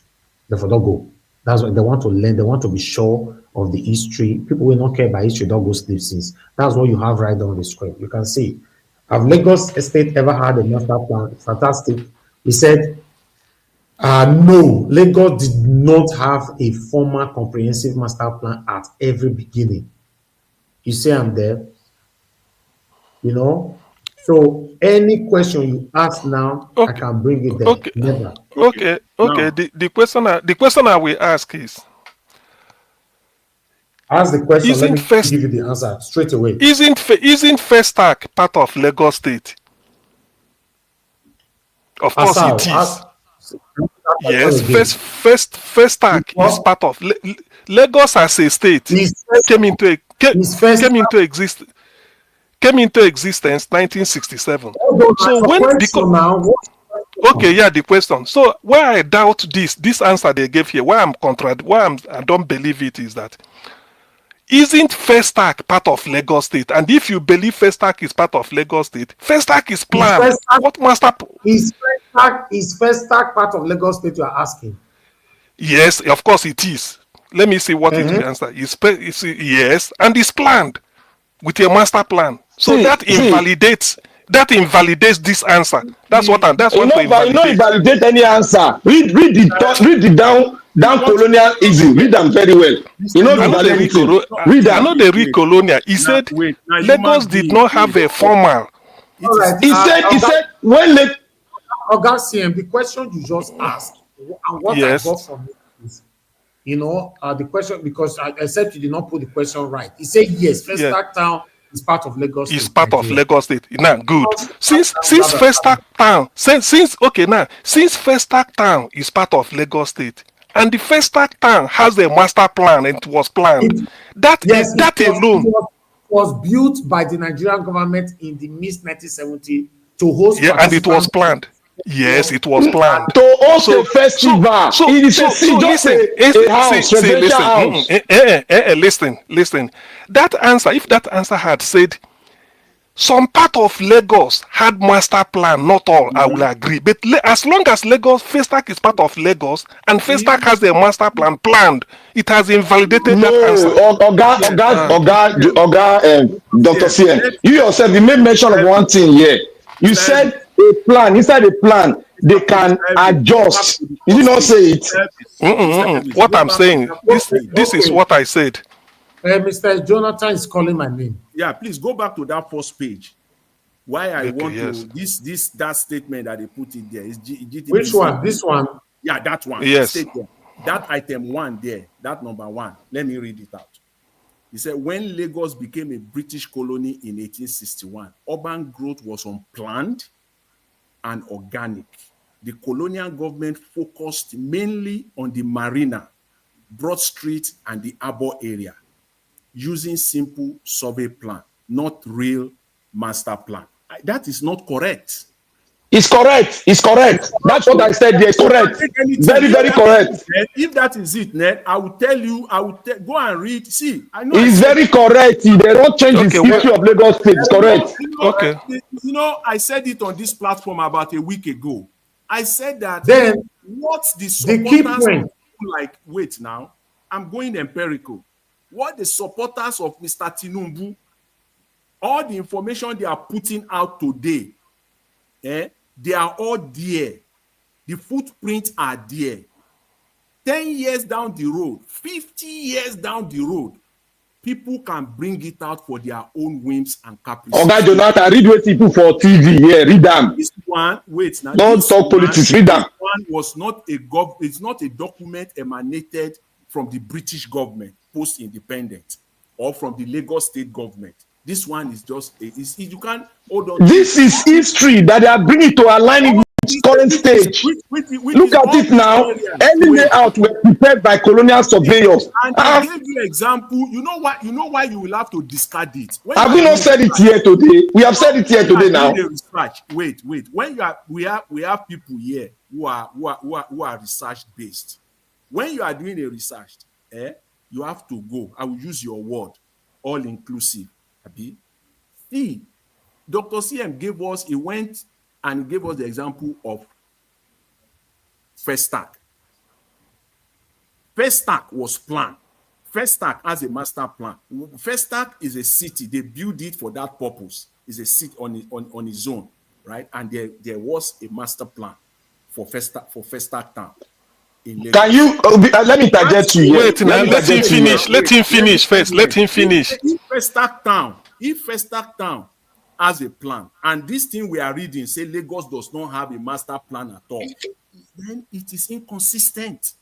That's what I'm saying. Yeah, Okay, let me no, that's him. I beg, no talk. Wait, let me talk. Let me say something. Wait, it's misleading. No, Oga Jonathan, you cannot be stressing you one word. Since let me stress one word. Let me read out a statement here that this Oga put for TV here.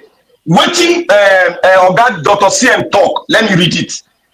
The British did not produce a town layout, e.g., Yaba in 1917, Sowore in 1950, but these were isolated plan, not a city-wide master plan. That is first stack. That is first stack for you. Okay, that is first stack. All right. That is what they did. That's an example of what they did. No, that's not first stack. Hold on. Thank you. Rita, you said I should use another search engine. Yes, I just use another search engine now, at least for comparison. Another search engine is still saying almost similar thing. That's what you are seeing on the screen right now. So it's almost the same thing, because the question still remains: have Lagos State ever had a master plan from the beginning? And this is another search engine here, because I have up to 12 search engine right here with me on my system. So I don't know what the argument is all about. I think we should round up. The argument is this, Mr. Evans. For me, it's very straightforward. Okay, I am talking of the fact that there are sections of Lagos, and from the beginning of this discourse, I've set it out, specific areas of Lagos, that even the master plan that they are claiming today, that Lagos said they have today, that master plan does not touch those areas. Doesn't touch them. Because why? Those areas already have their plan. They don't touch them at all. Rather, the majority of the work on the new master plan that Lagos State put out, they are on areas that I've also mentioned. And because those areas, because of the density population of Lagos, and because of the fact that more and more people are coming, focus must be placed on these areas, which are the suburbs. The Lagos, what we know Lagos to be before 1967, most of those areas have their master plan. They were not touched. I beg to disagree. Let me make my statement. I beg to disagree. I'll read from the extract. Hold on, please. Just hold on. According to Mr. Jonathan, yes, I agree with you that the master plan does not touch all areas. The place where fire is ravaging them. I just did the research on that now. Does the master plan of Lagos State touches all areas? And is a capital no. Yeah, see areas where fire is ravaging them in Lagos today. Let me explain that. You cannot be talking only you now. Wait. Now make somebody else talk. See, you know why they brought that out? Now you put this research for screen, so you know why they brought that thing out. I made mention here. I say Baba Kekere was the one that wrote the master plan. The person I was referring to was Jack Onde, and his name was out there. You see, when we are making research, we are dealing on holistically. We are not fragmenting it. That this place is planned, that place is not planned. It was quite stated there. Even the colonialists created a place. They planned it, but it was not in the master plan of that region. That was what happened to First Stack, and that is what happened in what Dr. Jonathan is just speaking out now. Not that you cannot plan an area. A master plan is all inclusive, where every areas, let me finish, I beg. Where every region, every sector of the state, they are well planned. We have the road. We have where you can put water pipeline. We have where you can put other social amenities. We have, but Lagos State does not have it. That is why they are destroying houses. Hold on. According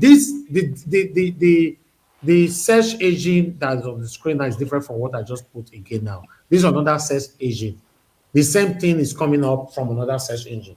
No, the Lagos State Master Plan does not touch all areas. Instead, it involves preparing master and model city plans for specific sub-regions and areas. What are model cities? This was when the master plan started, though. When you talk, he said Lagos State. Wait now, let me talk this one now. Please. He said no. Lagos. Let me read what he said. He said no. Lagos State master plan does not touch all the area. That means Lagos State had a master plan currently, but it does not touch on all the area. Look at the area they mentioned. They said Lagos State government preparing review master plan model. What is the reason? It's a current one now. It's current now. Is it not what we have been saying? No, that's not what we have been saying. At the beginning, there was no master plan for Lagos. This is the current master plan of Lagos. All right. This matter no go. No, it's left for everybody to go and research it. I'm not talking out of ignorance. I'm talking about what I read too. Please, let us see. Please. So who win this argument now? Who win now? There's no winning. It's learning. Look at what is on the board here. You put on the board. There's no winning. It's right here now. Lekki is mentioned there. Look at it, Lekki. I'm not going to leave you. Even if you come tomorrow, you will still answer this question. What is a modest city? A modest city is a city, an all-inclusive city out of the master plan given by the government. This is all-inclusive. Waiting there inside all-inclusive. Don't inclusive people. It won't be all-inclusive. Now the government will go give us now. See, listen. If you say all-inclusive, then somebody say holistic. He say no. Holistic. No, you don't talk holistic. Master plan are for a city, and a city have local government. That is why the master plan must go round. It's not for Ikorodu. It's not for only Yaba. It's all. Now you don't talk. That is what they are doing here now. Look at it. See, the master plan that you are talking about now, it involves the plan for the modest city for specific sub area like Ikorodu. No, for all the area. That's not what I'm saying. And now Ikorodu is a modest city. I thought we give the example of a modest city. Ikotun Egbe is a modest city. Yes. Idimu is a modest city. It was 1980 that they promulgated the law of the master plan of Lagos now. What do they argue about? See, all these things. Oh, you see, listen, it doesn't matter. From the evidence before me, First Act is well planned. Any seat like any other thing, because in First Act, what you are talking about, it's just an estate. It's not a city. It's an estate. Listen. It's estate. Whatever. See, listen. You don't. Whatever. I don't. It's not a city. It's an estate. I don't like. Just like an estate. See, First Act is planned. First Act is planned. Very much planned. It's like Lekki. It's like Lekki. And because First Act, you can't call it a city. See, and because First Act has been, I'm not talking of city. I say First Act is planned. I say First Act is a planned area. So for somebody to say, listen now, for somebody to come say Lagos has no plan or no master plan. That's why I ask, is First Act not part of Lagos? They don't show you here. You know the answer. You know the damn. See, listen, forget it. The answer, it doesn't mean what they write. You see, now I have to believe what I want to believe. What's my view? Can you force me to believe what is not convincing? Listen. Now. Allow me for waiting. Which exam? The person not even sabi what they write. Listen. When they've planned Lagos, when they've planned First Act, it invalidates the idea that Lagos has no master plan. That's why I said, is First Act not part of Lagos? So that answer is wrong. An estate for a program which was already built. It was a program which was already built by the military government. It wasn't. It's just like First Act is planned for residents and the other amenities and other institutions around it, like secondary schools. Look, let me talk about First Act. It has everything. Understand First Act. Let me talk about First Act. First Act 1. First Act was from the military government. They wanted to host African culture. Nigeria now took that burden. And for all those ones are immaterial. Let me explain to the people. It's immaterial because it is in Lagos. It is in Lagos. Allow me to explain it. Simple. Allow me to explain it. I know the history. Let me explain it. When the military government came, wait, now let me explain it. Why are you forcing it is not. See, listen. Let me listen. explain it. No. Let me explain the fact that so that listen, they know. the fact that Festac is in Lagos, it has invalidated every argument. Festac is in Lagos. Let me explain Festac. How Festac came about. Festac is not a city, and Festac was not planned. Let me tell you, Festac was not planned. Festac was as a result of the hosting of the African cultural event. Yes, Does that mean that then? Yes, because the military were not following the plan of any. They were not following any plan. They had no plan. Festac wasn't planned. Festac was a result. It's a child of circumstances. It was a child of circumstances. I can't say that authoritatively. It's a child of circumstance. Because and you say it wasn't planned. You say it wasn't planned. We had no hotel that we accommodate. You say it wasn't planned. You say it wasn't planned. No, I want you to repeat that. Look, you say it wasn't planned. Let me tell you so that you know go see and day at the way. Festac was not planned. It was a child of circumstances. Get me right. Quote me. Does that mean that is the fact that let me tell you the reason why Festac was a child of circumstances. Let me tell you the reason. When the military government came, they refused. Let me talk now. I will disturb my wave. When the military government came, remember the government then said Nigeria had a lot of money, but they don't know how to utilize, where to put it. Now they took all the body. Oh my God! Let me explain now. Why you only see am now? Let me explain to the audience that are listening. It's even better. Make you not talk again. Fact check me. No, fact check me as I talk. You committed absurdity. Absurdity. Say Festac wasn't planned. Look, Festac. Let me tell you one thing. Other African countries. Wait, let me talk. I beg. No, let me talk. So that you don't let me land these things since. Now if they cause them, you don't let me land them. I can't hold on, Mr. Jonathan. Let me talk this one finish. So that no, it's not history. I want to just summarize it. Let me summarize it. You see, Festac came about as a result of other African countries. Oh my God. Let me educate the people now. They will fact check me. They are learning now. So you are setting your own question. So you got to answer them. My question. Now the two I read now they tell you so. Like when me I read. So it's not for you to fact check me. Forget about whether Gowon start or Obasanjo finish. It don't mean anything. The talk since Lagos was not planned. Nigeria went through 3 search engines. It brought the same result out. You people are blaming me. No. What Nigeria was? What are you people saying? No. Did they say first time say Lagos had a plan at the beginning? Did they say? Don't hold on what Nigeria was presented. I hold on to what he said because those are one of the things I read. I went through a lot of things, books. That's what he told me. If you bring that out, you will fail emphatically. I no go fail. Look, I no go fail. I no go fail because history go back me up. You cannot use that one. You cannot. Why? Why can't I use it? If see, I've told you now. I said what you are talking about is you that you don't just want to see any other reason. You didn't let me learn for Festac, man. That is a defect from you because you are trying to stop my argument. You are trying to stop history. That's what you are doing. You don't want people to learn. It go drag you go history. It go drag you go history. That is how I was history said.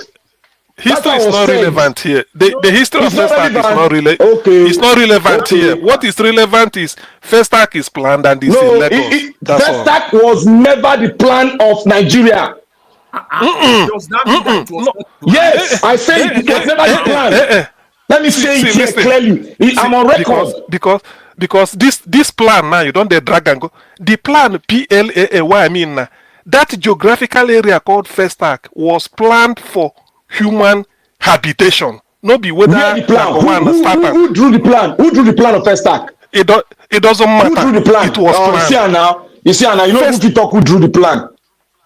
What do I need who drew the plan for? Festac the area is planned in the plan of Nigeria.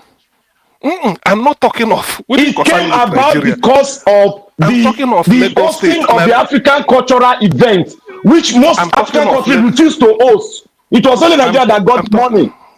I'm talking of where Festac is located. Me, I know they're interested in whether go on a plan, Now go no on get start plan. You and say Motala military end. give you plan. How you want to give you plan? Motala end. Festac is planned and it is in Lagos. With a master plan for Festac, it is there. Festac It is is an in Lagos. estate. It's estate. It's not a city. It's an estate. Which if they talk, man, Dr. CM. Which one? Which one? Do you know? Have you been to anyway? If I ask you now, you say All estates are planned. All estates they are planned. under the water in Lagos. Because if I ask you now, have you been to Festac town? You will say you've been there. You've been to Festac town. Why I no visit a place where everybody don't visit Lagos? Why not visit town? In Lagos, I think this is where the issue lies, Mr. Black Panther. This is where. Okay, make we go sleep. Goes here. I think this is my own position. These people no agree now. They're two. Jonathan and Dr. CM. All right, thank you. The point is just that this one. You know why I like this argument today? Because we don't too plenty here and enough time given for us to talk as we like, and everybody. If everybody don't learn now, at least you bring some fact where you say, not they mention my name, mention your name, because this one I bring fact, you know to defend your own. Listen. If you no careful with Black Panther, you go drag argument, you go somewhere they drag. I know they drag argument. I dey drag wetin I know. I'm unfiltered. You won't lecture us about Festac town. When you go bring history. When Dr. Jonathan they explain economics, you dey see me dey talk. You dey see me dey talk. No. This is not the history of Festac. We need to go now. Because I don't know anything about economics. I'm only say, I dey for roadside now they learn. No. This is different. This is a general area. This one I know. I be doctor for side this one. No go fit tell me. Now they give my own doctor. Lagos State, I know for back of my hand. I need to go now. I beg. I'm waking up by 4:30 a.m. in the morning. You don't try. Oh, thank you, Okagbede. God bless you for giving us this free time, so that many people will learn about the Nigeria that we have. To be honest, I don't learn anything from Black Panther. I don't learn anything from you because I don't learn anything from Black Panther because if like jelly, if you tell them make you go drag something, they confuse me. I know they know same. Margarita will learn from his argument. Margarita will learn from. Margarita, no mind them. Oh, they want this Gwangwa me here to say I don't get fact now. Naija will help me out. Come bring encyclopedia out. They're going to dance bad again for you. Elvis, you know the thing where you brought out, in summary, you brought out the pre and the post Lagos. That's all. Not the carry us back, Jade. No plan. Which one be post and pre? When are they talk past? You they talk say why they talk past. Now you they talk post and pre. I beg, Oga, let the people learn. Don't dabaru their memory. I beg. You know the thing. That some part of Lagos that we have highlighted over and over again here that they are planned. It was never planned. It was the colonial issue. All right. More round up. Don't start again. More round up. Okay. That was a colonial estate, not Lagos estate. Colonial. Look at the chart. People for chart agree with us. Say Black Panther just they shout. You know, teach you anything. Rita say no learn anything from you. May they not agree now. Am I lying? Nigeria don't prove am I lying? He was also right in some area. I proved it here. No. So it was not completely wrong. It's just that he was just shouting like Tinubu. He said they no plan Festac. They are the one that brought about the shouting because they don't want let people to learn. They don't want me to land because they know I have the fact. Now they don't let them people land. So. Every time you go the land. Every time you the land. Hey. You go land tomorrow. Thank you, Mama. Hate you. Black Panther go land tomorrow. Now tomorrow you go land. History no good, Abi. The person when won't land, I bet wait till tomorrow make you land. Not Black Panther hear him. Tomorrow now you go land. All right, make I talk my small matter. No, we don't close the Mama issue. I beg. Eh? Before talking, we don't close now. We don't close. I want to talk my own because I leave them when they talk. Because when they talk my own, I they beat up. Mama issue, go ahead. You have only 1 minute, please. I need to go now. Okay, sir. To Anambra people, George Mogalo, I send you some questions. You not answer me. If you not answer me, there is no problem. Now that because of my children, I won't do what I won't do. But I cannot do it if you do not answer me in those questions I sent to you.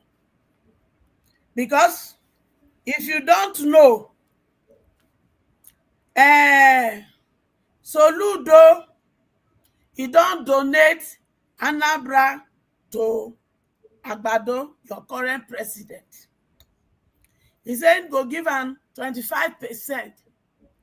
And in return, una president Tinubu, he said go give him Anambra State. The plan be say, all right. Wait, the plan be say they go put plenty police, army, Anambra State go be like war zone on election day. So that some people go panic, make them not come. I wanted to turn that around for you, George Mogalo. But if you not answer me, chicken now, I go just sit down, they look. And my children go no say, I try to help, but now no answer me. Thank you. And God bless. All right. I want to use the opportunity to thank every one of you that came into the panel today for the opportunity of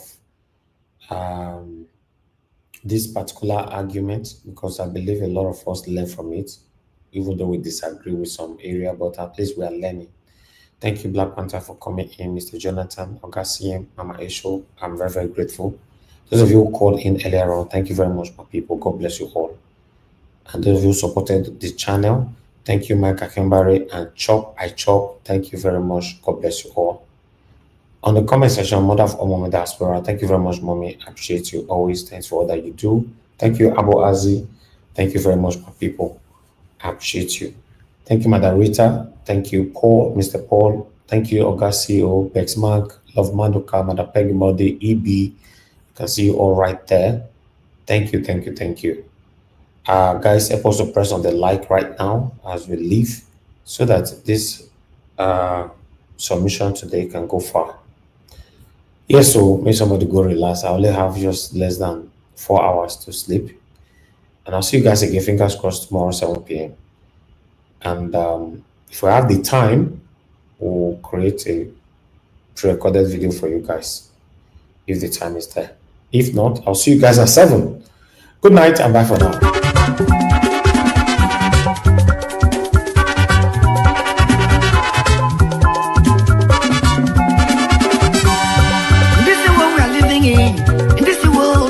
Of us today in motion, everybody there in motion, moving to our various stations. As we there in motion, make we do good to ourselves, yo. Make we do good to our neighbor. Before we reach our station, every walk gets paid. Every walk gets paid. Whether not good or what good. Every walk gets paid. Whether not good or what good. I make a day fear my God. Whether not good or what good. I make a day fear my maker. Whether not good or what good. Whoever will come and go on song, organize.